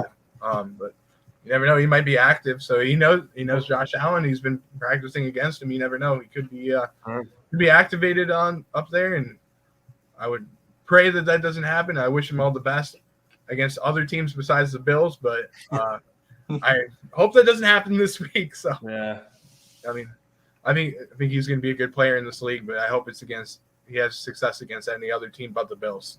Yeah. But do you guys have any final thoughts? Anything else you want to add? Yeah. Do you want to talk about possible playoffs and maybe a little bit of draft talk or whatever? I mean, I got a little bit longer time if you guys got a little bit. Yeah, definitely. I have more time. Let's talk about the playoffs first. We got some. We're right in it. This could be a game where if we win, we're going to face potentially New England.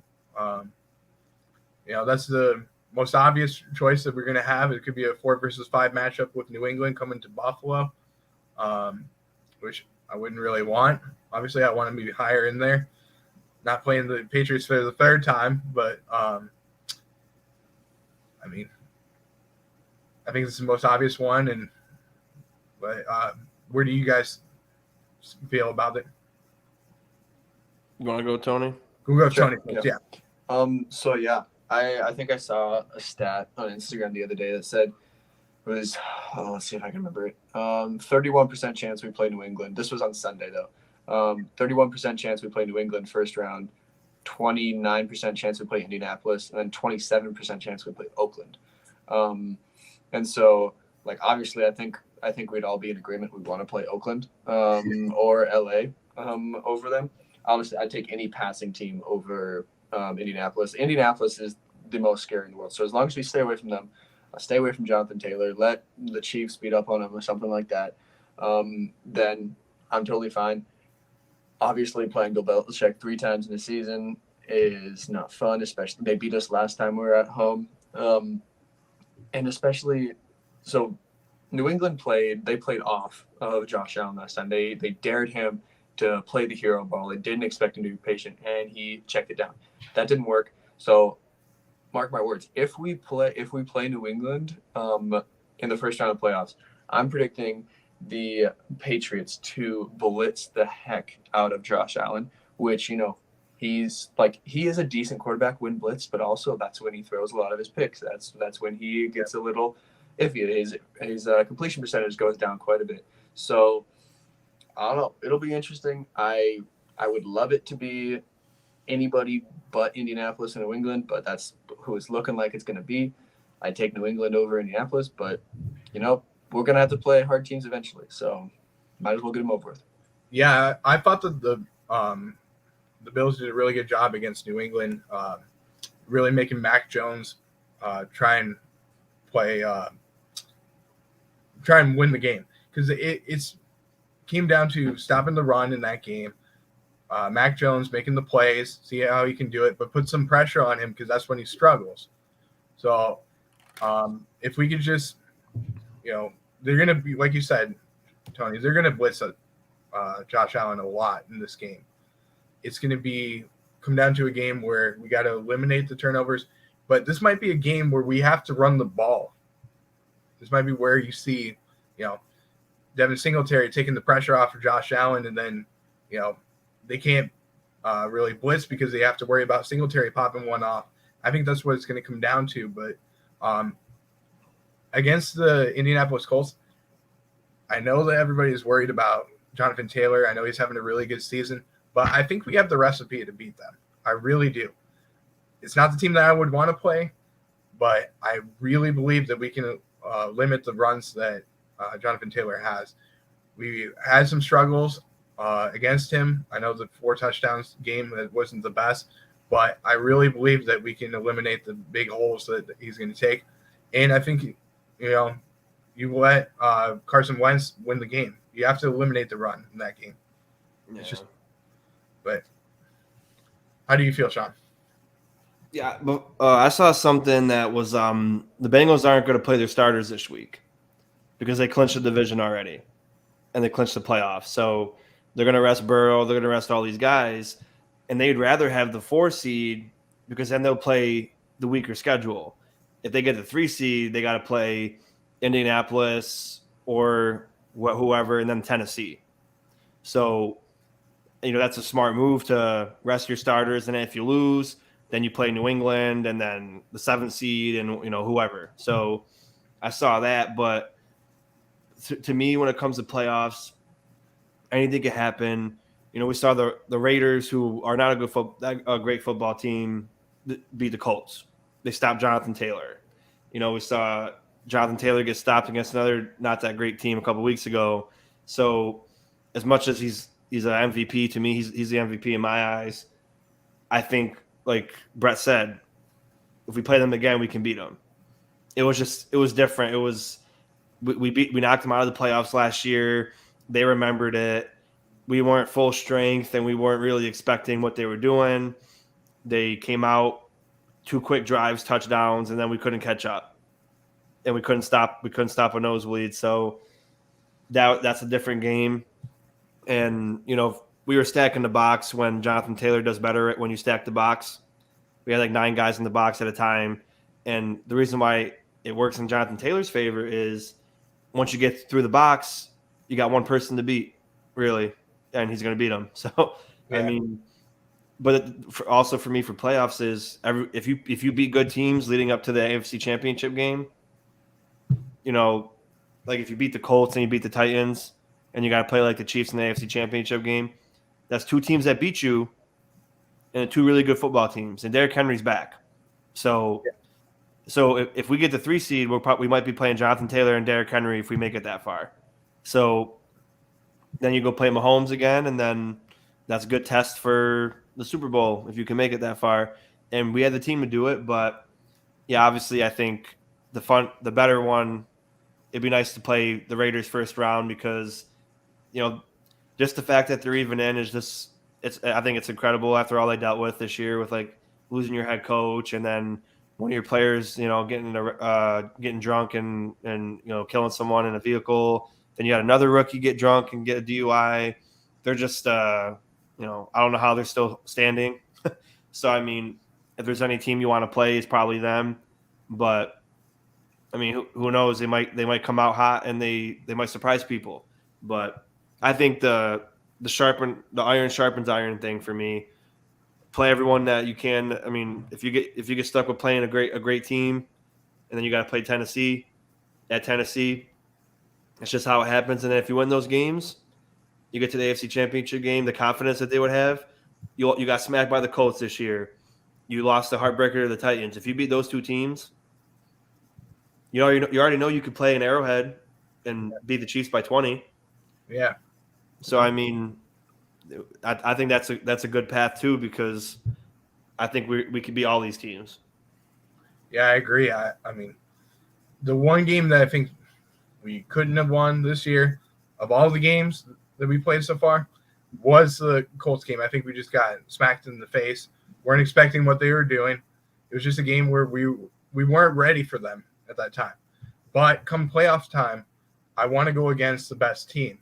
Just like Sean said, go against the best team, show them what you got, be ready, have the best game plan possible. And I think we can beat them. And if we win that game, we go to Tennessee, we play Tennessee. I'm not worried about Tennessee because we should have beat them. We should have had that game. I mean, if you get that conversion on 4th down and Josh Allen doesn't slip, we win that game. And then if you go to Arrowhead, we beat the Chiefs. I know they're going to be hungry. Yeah, no worries. Take your time. He's going to be hungry. You know, they're going to be hungry. I'm not saying they won't, but I think we can beat them. They have a very bad defense, I think we can beat them, no problem. And then potentially go to the Super Bowl, play against a team like the Bucs, maybe even the Packers. The Packers are going to be a little bit more of a struggle. I know that Aaron Rodgers is very consistent. He's not going to make mistakes. But if we do get to that far, I think we can go up against any team because we're coming in hot at the right time. So, yeah, I would love – dream scenario is we play the Titans and we beat the Titans because my brother-in-law is a huge Titans fan, so I'd love to rub it in his face. And then we play the Packers in the Super Bowl and beat them because my entire family – I'm the only Bills fan in my family. My entire family's Packers fans. So that would be nice. But, yeah, that'd be cool. I think if we do have to play Tennessee, I think it's awesome that – not awesome, but I think it'll be good that we lost earlier in the year because then you're going into it like how the Colts went into it this year with us. Yeah. You know, like, oh, we got to get them back for what they did to us earlier. You know, we lost a heartbreaking loss by 2 yards away from losing to this team. And if we beat that team, we would be in the 1 seed right now because we beat the Chiefs, we beat the Titans. So we would have beat the Titans. And then we would be 12-5 finishing the year, and we would get the 1 seed. So, I mean, it's a big thing. And then when you look at the Chiefs, though, I think all their losses were to playoff teams. They lost to us. They lost to the Titans. They lost to the Bengals. They lost to the Ravens. And who was their other? I can't remember their other loss. They got 5 losses, right? No, don't they have 4? I think they have 4, yeah. Well, no, because Tennessee's 11-5, and they're the 1 seed. Was it Oakland? No. It might have been was it NFC team? Oh, the Chargers. So they lost to us, the Chargers. That's right. The Titans, the Ravens, and I forgot the other one already. Well, anyway, the Bengals. So all 5 of their losses are against top 7 playoff teams, and they're one of them. So they're the 6. So out of all the 6 teams, out of all of them, they lost to 5 of them.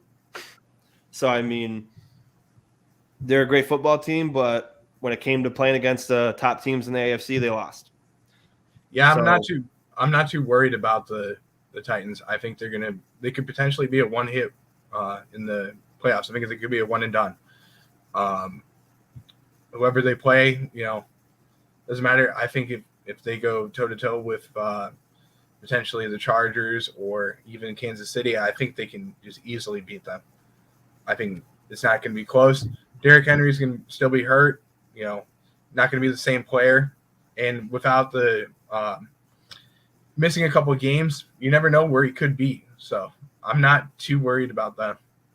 Yeah, that's the thing. I mean, obviously, we know they're pros and they have the best, medical care in the world, but to come off an injury like that and then try to get back to what you were doing previously, that's a huge ask for, for what it's a huge expectation for people to have of him. Not that he can't do it, but I'm on the side where you are, where I don't think it's as likely as he comes back and starts rushing for 200 yards again in the playoffs. So, I mean, I think, but who knows? They get the bye week, so he comes back this week. They might give him a couple reps in the game. Then they might get him off the field, and he rests for the bye week, and then he plays the following week. So, I mean, who knows? But, I mean, it was a 6 to 10 week injury, and he was out. He's back in 6 weeks, so could be too soon. We don't know. So, I mean, but yeah, it's going to be a fun playoff, guys, because all these teams in the AFC especially shown that they can lose to a bad team. They get blown out by another team. Every team has done that. So, and they've all beat pretty good teams. Yeah. So I mean, it's going to come down to turnovers and who plays the most physical. So we got to be physical. Yeah, I completely agree with you there. There's no real favorite out of the AFC East right now. Everybody's been struggling. They've had their ups and downs this season. So it's about who comes into the playoffs hot, in my opinion, who can really step up at the right times, what players that are, underrated can step up at the right times. You never know who it could be, So Yeah, absolutely. It's going to be tough. I mean, I know that NFC is stacked. You got Arizona, who's had their struggles, but you have the Packers as well that are playing really good football. The Rams that are playing good football right now. That's going to be a tough conference on that side, but you don't really know what's going on the AFC. All the years in the past, you really have a favorite. It's been Kansas City, it's been New England that have been the favorites, but now we don't really have a favorite. So, it could be anybody this year. Yeah. I also wouldn't mind playing New England again. I feel like we match up good with them because that first game, I feel like it put a bad taste in a lot of fans' mouth. Like, oh, maybe the Patriots are competing with us now. But I think what we saw the second game was a good taste of what you're going to see going forward because Mac Jones isn't that guy that's going to lead you in the pass game. And we have that guy. And he's shown that he can. Last year, he beat every it was top 10. Every top 10 defense he played, he beat them. And New England was number 2 behind us. So he carved them up again, and he carved them up last year. And I think if we play them again, if there isn't 50-mile-an-hour winds, I like our chances every time. But somebody mentioned it. I forgot what podcast it was on, but he said, I'd rather not play New England first round because I feel like the refs are gonna try to get the New England Bucks Super Bowl. So I'd rather stay far away from New England because I don't want the refs to get involved. Which he said it's a conspiracy theory he has, but I don't blame him for thinking that way. Because I mean, they were saying that New England was a Super Bowl favorite before we beat them a couple weeks ago. Before the Colts beat them, they were like, "Oh, the Patriots are the favorites to make the Super Bowl against the Bucks." So I mean, I like our matchup against them, but I'd rather stay away from playing against them. But I mean, the Chargers might sneak in too. So the Chargers could they would play the Chiefs, I think, the first round. Yeah. Because I think the Chiefs are the 2 seed. So that could be a good matchup too. Or I would like the Chiefs and the Colts to play. Because then you're guaranteed knocking out a powerhouse team, either a powerhouse pass team or a powerhouse run team. And that's what I liked the year when we went to the AFC Championship. I wanted the Ravens to win because I knew that we could have a better chance against them than we would against Derrick Henry. And then they beat the Titans.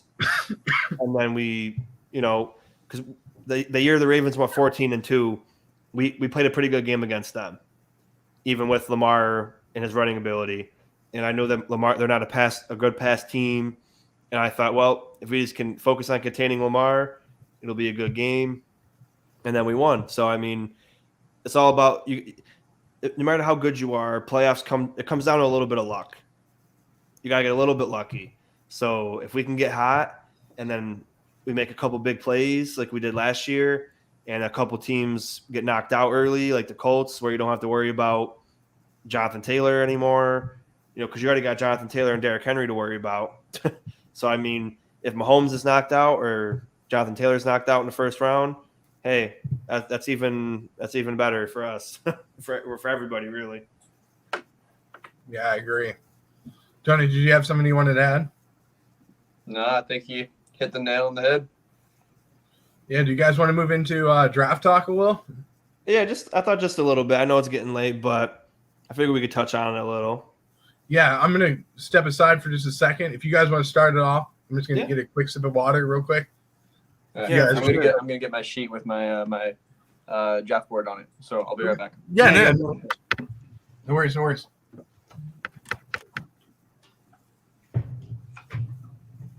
Looks like I'm running the show. Oh, there he's back. I'm back. So before you show your awesome board, what are the chances that we can get Jordan Davis? So here's the thing. I don't even like Jordan Davis. I'll be honest. I'm not a big Jordan Davis fan. I think out of all the players in the draft in the first round, he's probably the highest chance of being a bust, I would say. Like, yes, his ceiling is huge, like Vince Wilfork huge, but like he's inconsistent sometimes, and he gives up on plays. I was watching a game a couple of weeks ago where every time he would burst in the middle. Yeah, he's great bursting in the middle, but if the play went to the outside or something like that, he'd give up. So I don't know. I see him going. I see him falling a little bit. I could see 18 or somewhere around there to like maybe the Raiders. That's what I've been drafting and mocking him at, because I could see the Raiders like going for it. They need D lineman, but Yeah. honestly, if we're looking at interior D lineman, stuff like that, a couple names. So Travis Jones, from Connecticut, I believe, or UConn, super good. Love him. I would love to have him on his team. He can play inside and outside. Maybe even what's his name?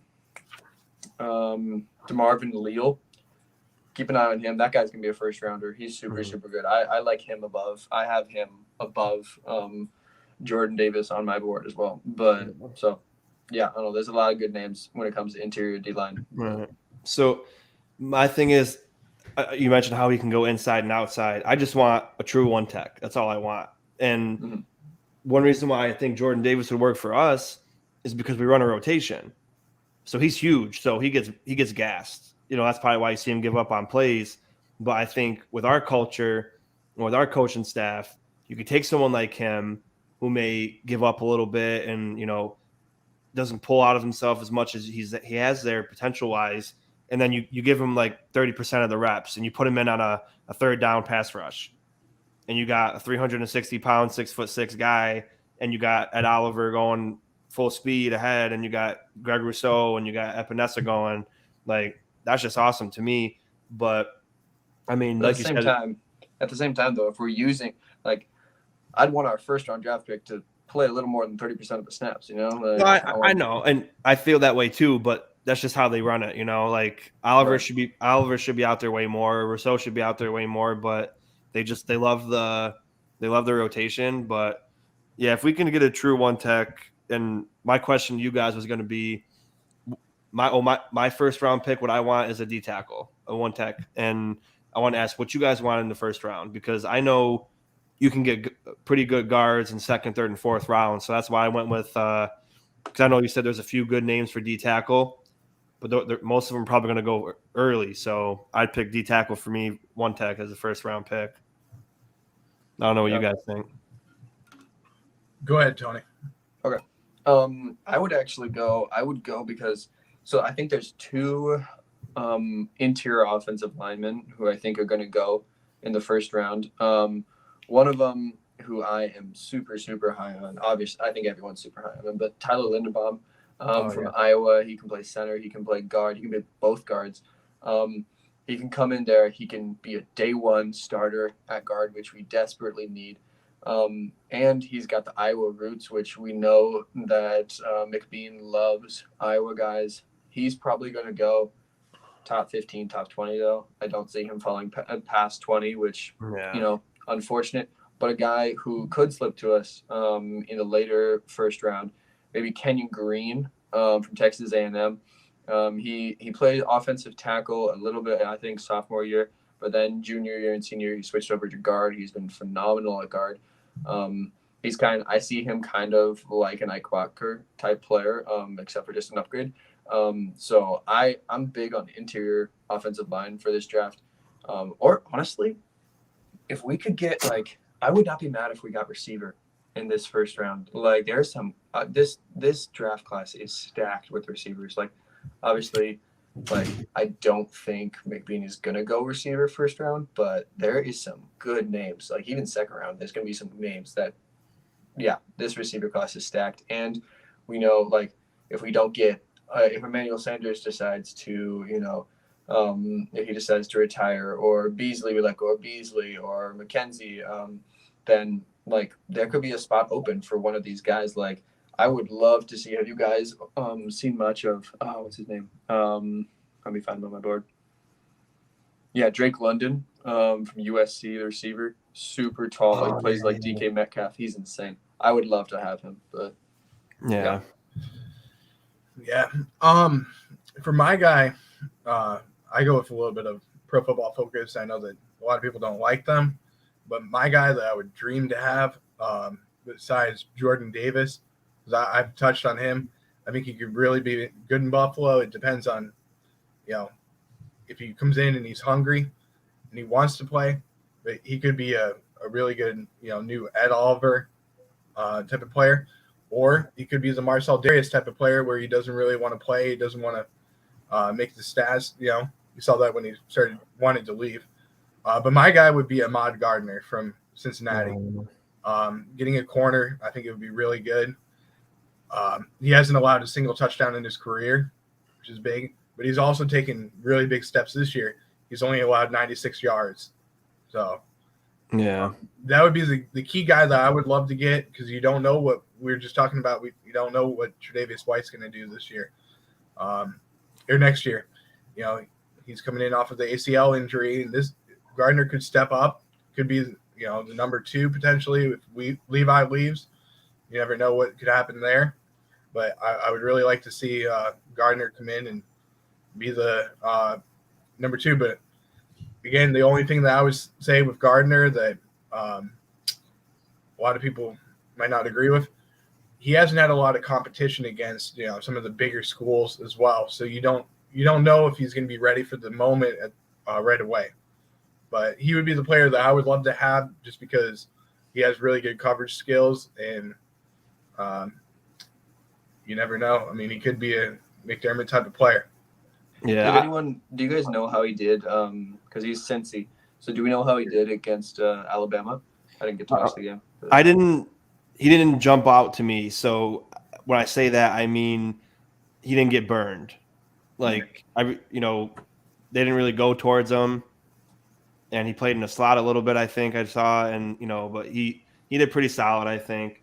But I love his height. 6'3" as a corner. That's huge. But going off to what I got another thing I want to mention after this, but he's going to be a first-round pick, I believe. Yeah. And if we go with him, our first-round pick, either I think they have to go away from Levi, because I mean, if you like I said, first-round pick, you got to be starting him.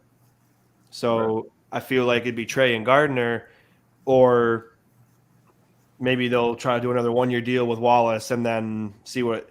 But that's the other thing I meant to ask. After what you've seen from Ryan Bates this last couple of games, are you willing to keep him as a starting left guard next year, and then say you can draft another good right guard that's starting caliber first round? Are you getting rid of Williams, or do you think would you rather place Ryan Bates like in that situation? I would say that Feliciano, Ford, Bates, Bakker, and Williams are all replaceable. Like, obviously, I think they've done like great for a team and stuff like that. And I think they have been suitable, but they're all upgradable. Mm-hmm. And like when it comes down to Kenyon Green or Tyler Lindenbaum, I think both of those players are going to be instant upgrades from all of them. Yeah. If I had to choose, like if it came down to, are you asking like Bates or Williams? Kind of, because like Ryan Bates, he's still young and he's finally got opportunities, and he's shown 2 weeks in a row that he can play left guard really well. So I guess what I'm saying is, say you draft an excellent guard in the first round and that he can start for your team right away. Which spot are you filling? Are you cutting ties with Williams and getting out of that contract, or are you keeping them both and then having Ryan Bates and these guys battle for the position, or do you think you'd get rid of one of them? Like, what would you rather? What could you see happen? I think out of those two, I would try to keep both. I would try to keep both Bates and Williams. I would have Bates start if I was the coach. I would have Bates start at left guard, and then we know Williams can play. He can play tackle and he can play guard, so I think he's a little more versatile. So if we can have him at that sixth offensive lineman role, I think that'd be good, because he's more versatile than a Feliciano or even a Ford. for that matter. And honestly, it all depends. Also, if Bodker is healthy again, because I think Bodker is better than Williams in my opinion. Yeah. But obviously Williams he has that injury that could be lingering for a while. But I also, off topic a little bit, but Ike Bodker, one of my friends from college is his like cousin or whatever, and she was just talking to me the other day, and she was like, "Oh yeah, one of my cousins like plays in the NFL, and he just got hurt or whatever." I was like, "Who?" He's like, "Oh, he played for like the Buffalo Bills. Like his name's Isaac." I was like, "Bodker?" And she's like, "Yeah." I was like, "Oh my gosh!" I was like, "What?" Give me his autograph. Yeah, I know, honestly. Yeah. Oh, So he actually, sorry. I DM'd him, and let me pull it up. He answered. So Did it he was actually? like, yeah, so it was like super cool. Nice. And I didn't respond because I didn't know what to say. I didn't want to be like that fan that was like, "Oh, you know what? I love you so much." But let's see what I said. Sorry. Yeah, as he's pulling it up, I posted a video of Deion Dawkins like exploding J.C. Jackson or whatever 2 weeks ago, and I added Dawkins in it, and he saw it, and I was so excited that he saw my story. Oh, that's awesome. Yeah, when his jersey came in the mail, I tagged him in it, and he viewed it. So I was like, "Woo!" But I said, "God bless you, Ike. You got this. All Bills Mafia is behind you." He said, "Thank you" with the prayer hands. I was like, "No freaking way!" And he answered. But that's awesome. But yeah, I think if you can bring, what I think is going to happen with Ike is they'll be able to keep him on the team. He'll just start off on the injured reserve. So he'll be I think he'll be locked in for our team, and then I think you reconstruct Williams' contract. They might cut Feliciano, but I think you draft a couple good ones. You maybe pick up a good one in free agency, offensive lineman wise, and then you got good depth players. You know, because I think Ford will be still here next year. It's his last year of his contract, I believe, next year. Then you got Williams. You got Tommy Doyle, who can be in heavy packages or who can be your swing tackle, and you got, Williams can play tackle too. And then you also got to be thinking, well, how much longer is Mitch Morse going to play in the NFL? Because I think wasn't he contemplating retirement last season after his concussion? Yeah. So, I mean, like we always talk about, depth role is huge because you never know who's going to go down or who you're going to lose. But yeah, I think what you said was good, Tony. I could see Bates getting a chance, and then you use Williams in reserve, and then if you can draft two great guards, then you got a good battle on your hands. But I think the Bills, we're going to have a couple of tough decisions to make as far as cutting people. But I think if we can get a good D tackle or a good guard in the first 2 rounds, that's awesome. And then, a lot of people are thinking another running back in round 3 and 4. I've seen a lot of people mock that. I'm not with it. I think we should trade like a 5th round pick for Saquon Barkley and run with Motor and Saquon Barkley.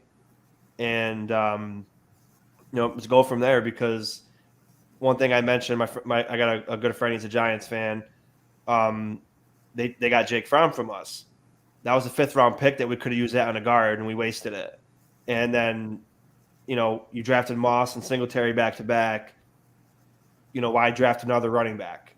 When you can maybe roll with Moss as an active every week, and then you got Saquon and Motor, and then you can use that, that 5th round pick that probably would have got picked up off someone's practice squad, or you're not going to use him anyway, and trade it for Barkley because his trade stock's going to go down.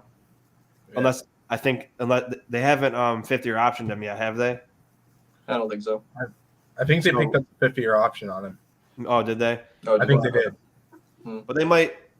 I don't know. I mean, if they put him on a trade block, I mean, I feel like we should go after it. But I definitely don't want to draft another running back. I don't know how you guys feel.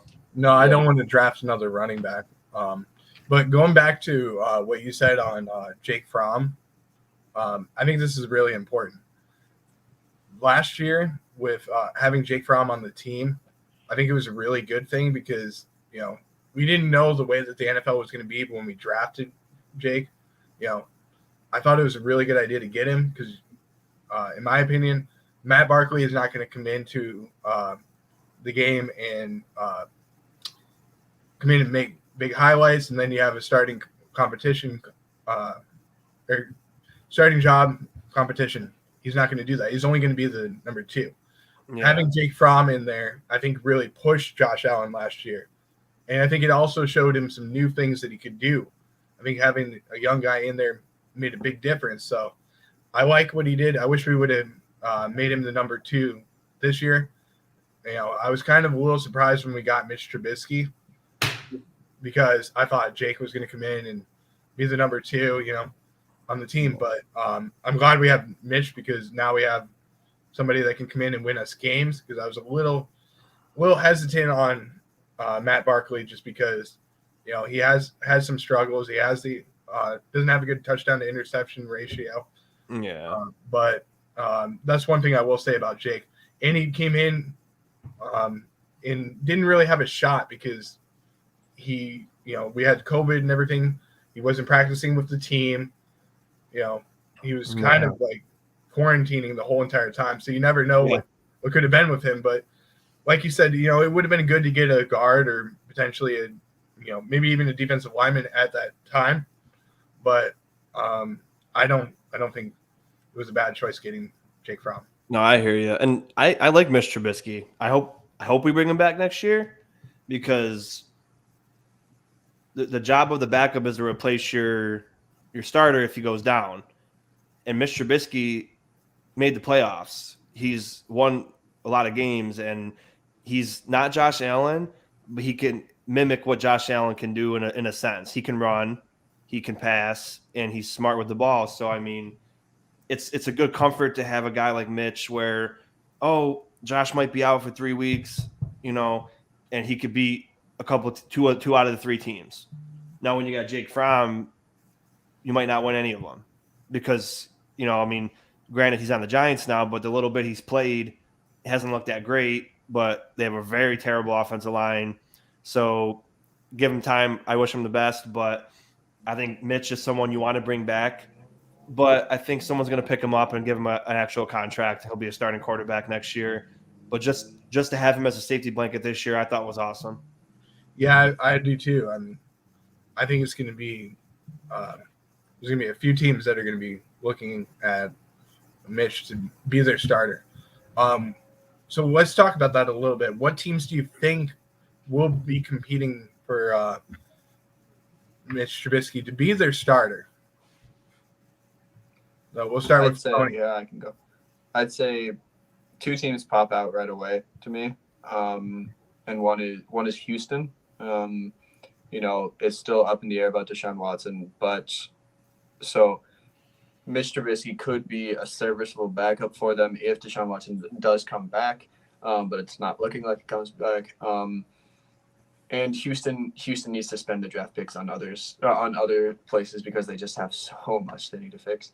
And so I could see Mitch Trubisky going to Houston, and then another team I also have is Seattle. Maybe if they decide to go away from Russell Wilson, because he fits their scheme pretty well.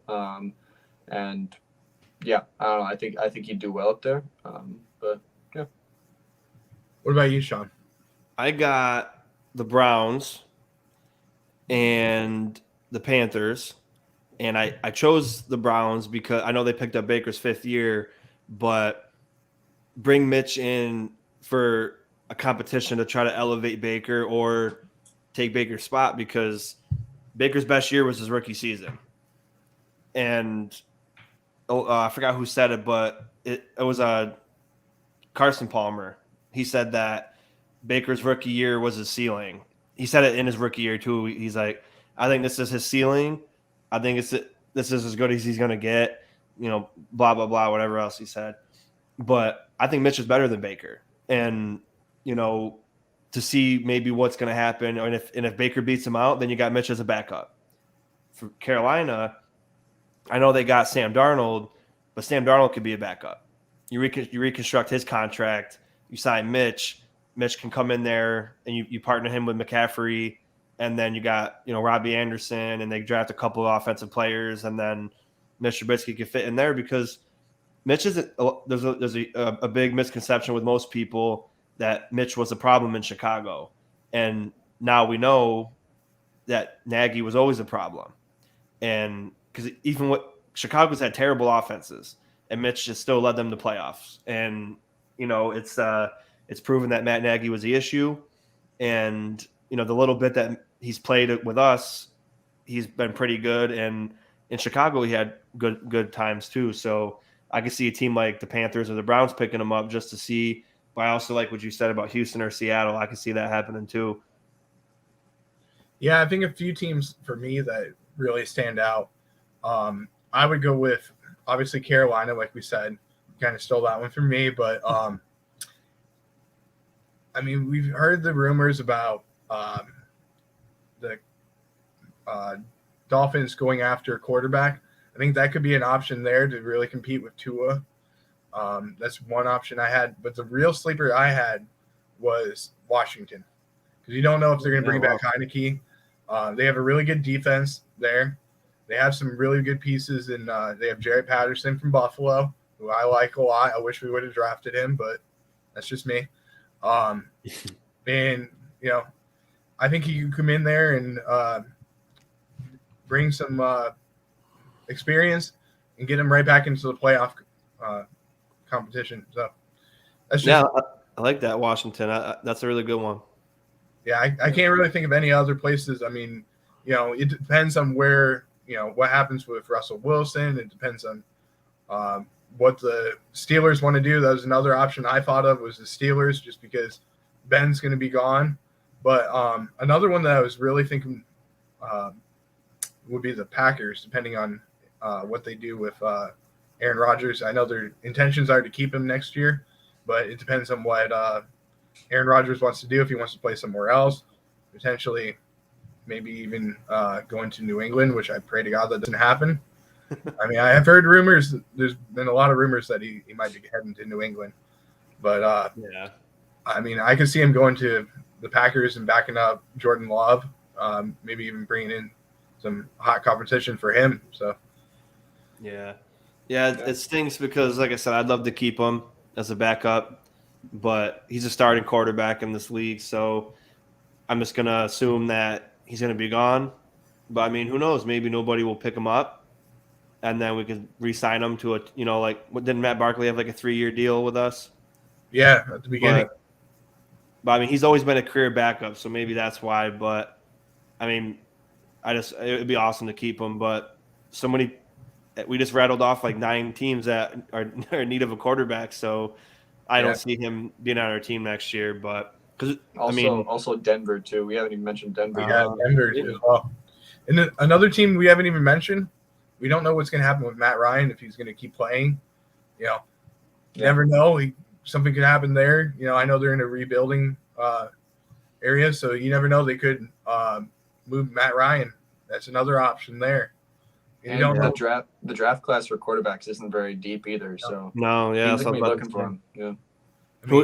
Who's the good quarterbacks coming out? Like just that Pickett and I can't even think. I don't think Bryce Young. I don't think Bryce Young's declared, right? No. I think it's Matt Carroll from Liberty. I think. Oh, from Ole Miss, right? Yeah. Yeah, from Ole Miss. Those are my top 2. He just got hurt too, so he might drop a bit, huh? Yeah. Mm-hmm. And he's old, I'm pretty sure. Yeah. So I mean, that's crazy. A lot of people are going to be needing a quarterback. Yeah. Have you guys heard about this Division III quarterback that's setting all these records? Mm-hmm. No. You got to look him up. I can't think of his name off the top of my head, but there's a Division III quarterback that set all these NCAA records. Like, he has the most touchdowns in the season and everything. I think he's declaring as well. I don't know. I mean, he's a huge sleeper, but you never know. I mean, could be a Tom Brady that comes out and lights up the league. You never know. Yeah. One thing I will say about Division 3 and 2 and 1, whatever. There was a couple linemen. Well, one of them was from Hobart, and that's a school that the college I go to plays against. He got drafted, and I think he's number 2 in a guard position. But he got looked at Division 3, and then I don't know if you watch my live streams with my friends at IBT Network. My friend Lawrence, one of the co-founders, he played at Bloomsburg in Pennsylvania, Division II school. A lot of people from there get drafted to Pittsburgh because they're all from Pennsylvania. So Matt Filers, he's on the Chargers now. He played with my friend Lawrence. And then my friend Lawrence got like 5 other offers, like or workouts offered to him as a D2 player, and he was incredible. So if you're really good, you're going to get looked at. So that guy that you mentioned, I'm sure eyes are on him. Yeah. So wasn't there a safety? I think it was two or 3 years ago that the Patriots picked up from. He was D2 and they drafted him in the first round. Duggar? You guys remember that? Yeah, I remember that. No, I just don't remember. I can't remember his name. It's not Duggar, is it? No, it's not Duggar, but he had long dreads. I don't know if he plays for him anymore, but yeah, I remember I was going crazy because I thought they were the stupidest people in the world for doing that. But yeah, it's definitely interesting. But yeah, I mean, hopefully we don't have to really get in the draft too much. Hopefully we are playing football until February.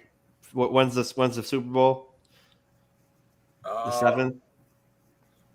I have no idea. I'd have to look at my calendar, but could you guys just imagine the city of Buffalo, after a Super Bowl win? Yeah, I can't even picture that. I mean, it'll be a whole week thing, not just a day parade. I will fly up for the parade. I'll tell you that. I will, yeah, for sure. I'm gonna stay the whole week there. Dude, I've never been to Buffalo before, but man, if we go to the Super Bowl, I'm just moving there, man. Like, yeah, you got to. So just so everybody knows now, because we talk about it off air, we don't really say anything. All right, now we got to say where we're from, okay? So I live in Florida. I'm on the southwest side of Florida. So I'm about an hour south of Tampa, in a small town called Sarasota. So it's nice. Tony, where are you at now? I am in the great state of South Dakota, middle of nowhere.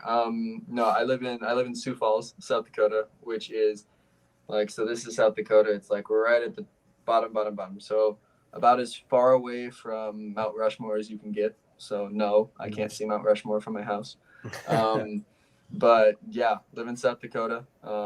Love it. Lived here my entire life. I'll probably live in the Midwest my whole life, but nice. Yep.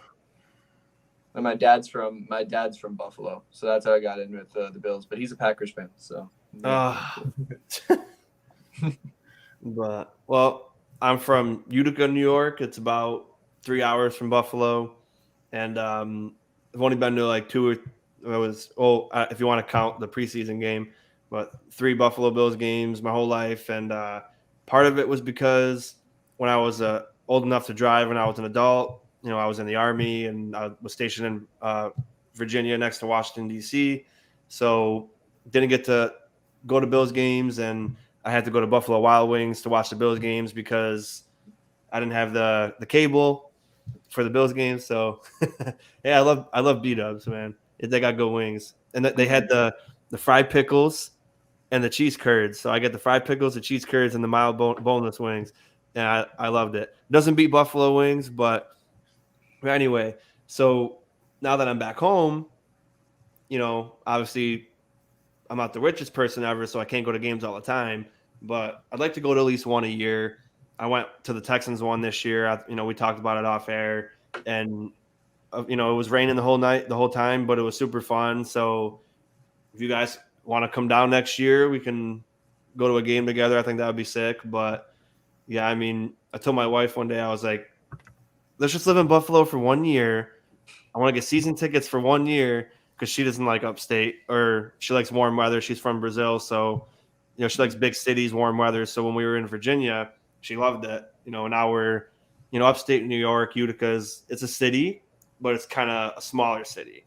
So I was like, let's just live in Buffalo for 1 year, get season tickets, enjoy that, and then we can move wherever you want, because I just think it'd be so cool to have season tickets and getting it a lot on Friday night with a huge RV and just party there the whole weekend, and it'd just be so fun. But yeah, if we could all get together for a game next year, that'd be pretty cool. Dude, that would be so cool. I would love to do that. I mean, Tony, we got to make it happen, man. Let's get up there. Yeah, I got to get up there, man. I tell you what, Last year I was driving. We were in Pennsylvania, and we were driving through Pennsylvania because my sister lives there.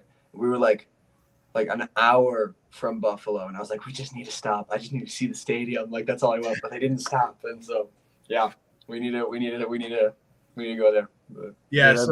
So me being from Florida, I've never really told anybody how I became a Bills fan. My dad's is from Buffalo. My mom and dad are both from Buffalo. But on their honeymoon, they decided to come down to Sarasota, Florida, because my uncle had a place down here. So they decided to move in 1990 to Sarasota, Florida. Don't know why they chose that, because I would rather be in Buffalo.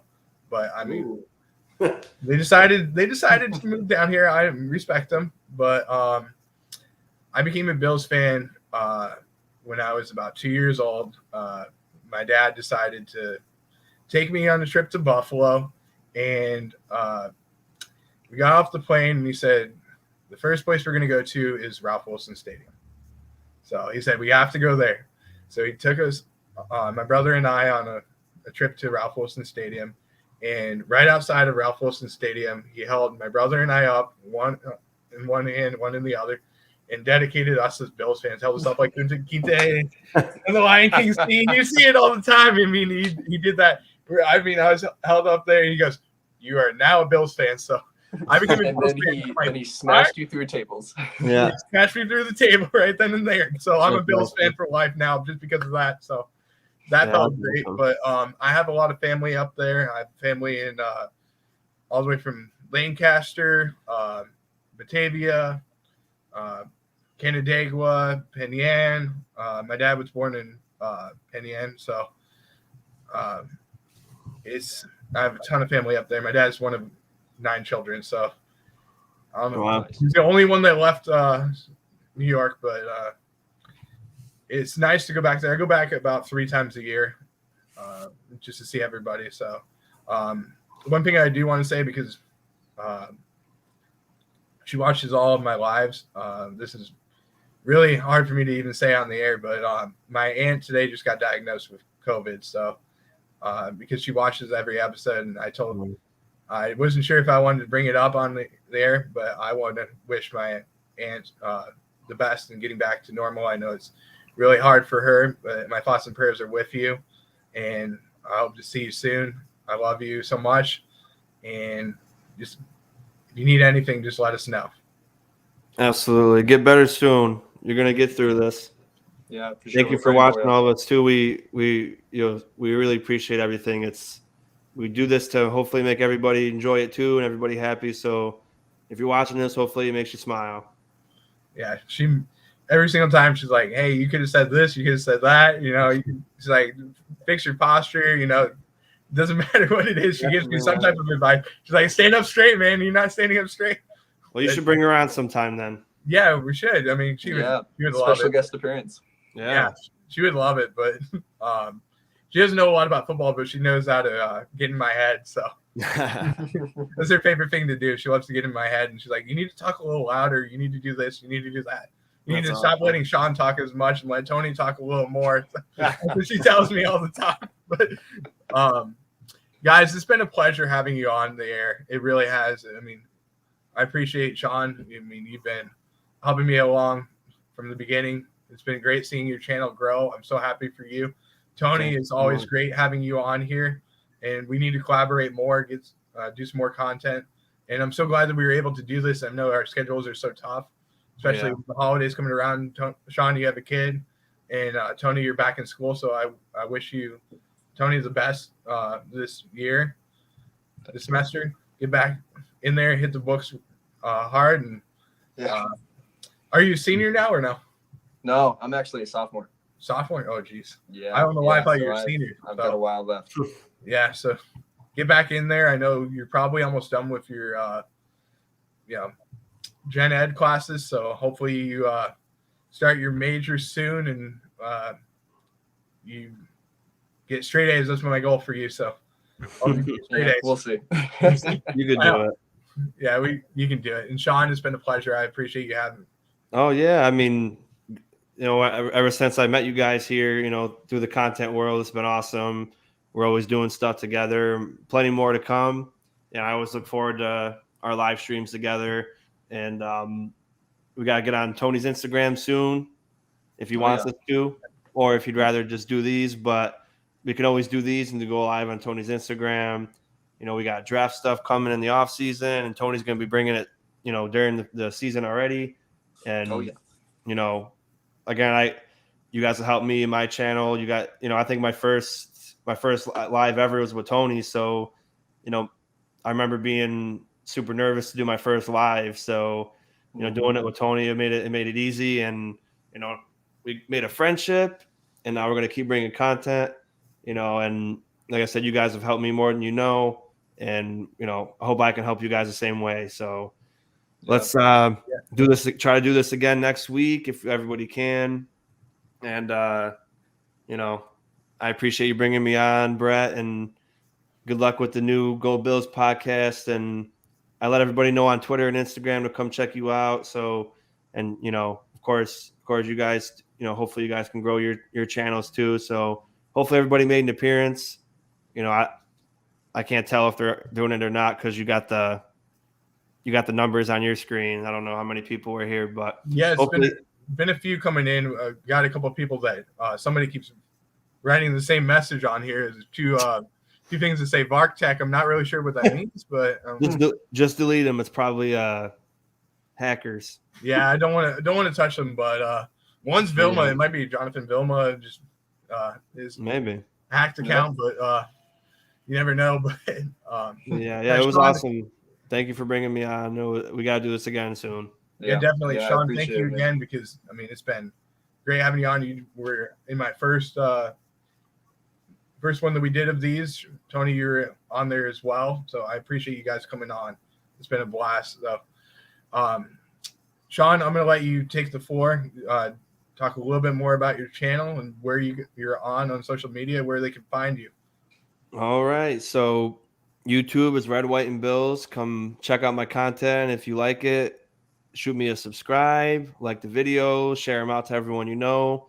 And you can find me on Twitter. I can't even remember my Twitter handle. I think it's Red, White _ Bills. And Instagram is Red, White, and Bills. I think a space underscore in between every word, I think. But if you type in Red, White, and Bills on all those, you'll find me, I think. So check me out on those platforms. Message me if you got any questions or if you have any ideas for me. And check me out. And if you like it, send me a subscribe. I appreciate it. Yeah, definitely. And you can also find Sean. I don't know if you want me to give it out on your Instagram, your personal one, but oh yeah, you can. Yeah, I was going to give out your personal one. It's Sean Kula 11B. So you can find him on his personal one on Sean Kula 11B. He's a great guy and he has great content. I wish you all the best, buddy. Thank you. I appreciate it, man. You too. And Tony, go ahead. Yeah, I appreciate you guys, man. Midwesterners, man, there's no Bills fans around here, so you guys are the best. But Tony Tibbetts, I'm the Bills bouncer. You guys can find me on Instagram at Bills_bouncer. Constantly posting new stuff. DM me if you have any questions, you just want to talk about Bills stuff. You can also follow my personal account, that's Tony.Tibbetts on Instagram. And let's go Bills. Let's go Bills. That's the exact point of this podcast account. So go. This is Brett with the Go Bills podcast now. Switched from Buffalo Bills _report. But that's the main reason why I made it Go Bills podcast, because every time you talk to a Bills fan, they say Go Bills. So that's the main reason why I had it switched over to that. So my dad and I had some thoughts because he's a huge Bills fan. And I'm like, I don't know if I really like the direction that we're going with this account. I know we're creating great stuff and everything, but I just think that, I don't know if we're impeding copyright stuff and everything with the, having the Buffalo Bills in there. So we were like, let's just switch it up. And he goes, why don't you just make it the Go Bills podcast or Go Bills report, whatever it is. Sounds good. Sounds good. I mean, we have some stuff that we want to come out with in the future where we want to start doing creating our website. We want to have our some more podcasts, maybe put it on like Spotify and iHeartRadio, stuff like that. So you never know where that could go. That would be fun. And I'd love to bring you guys on there and start doing some podcasts with you as well. So, anytime. Some good stuff coming along for all of us. And so I'm happy to have you guys on there. This has been a pleasure. So this is the Go Bills podcast. And for Sean and Tony and Brett, myself, Brett, it's been a pleasure. And go Bills. Go Bills.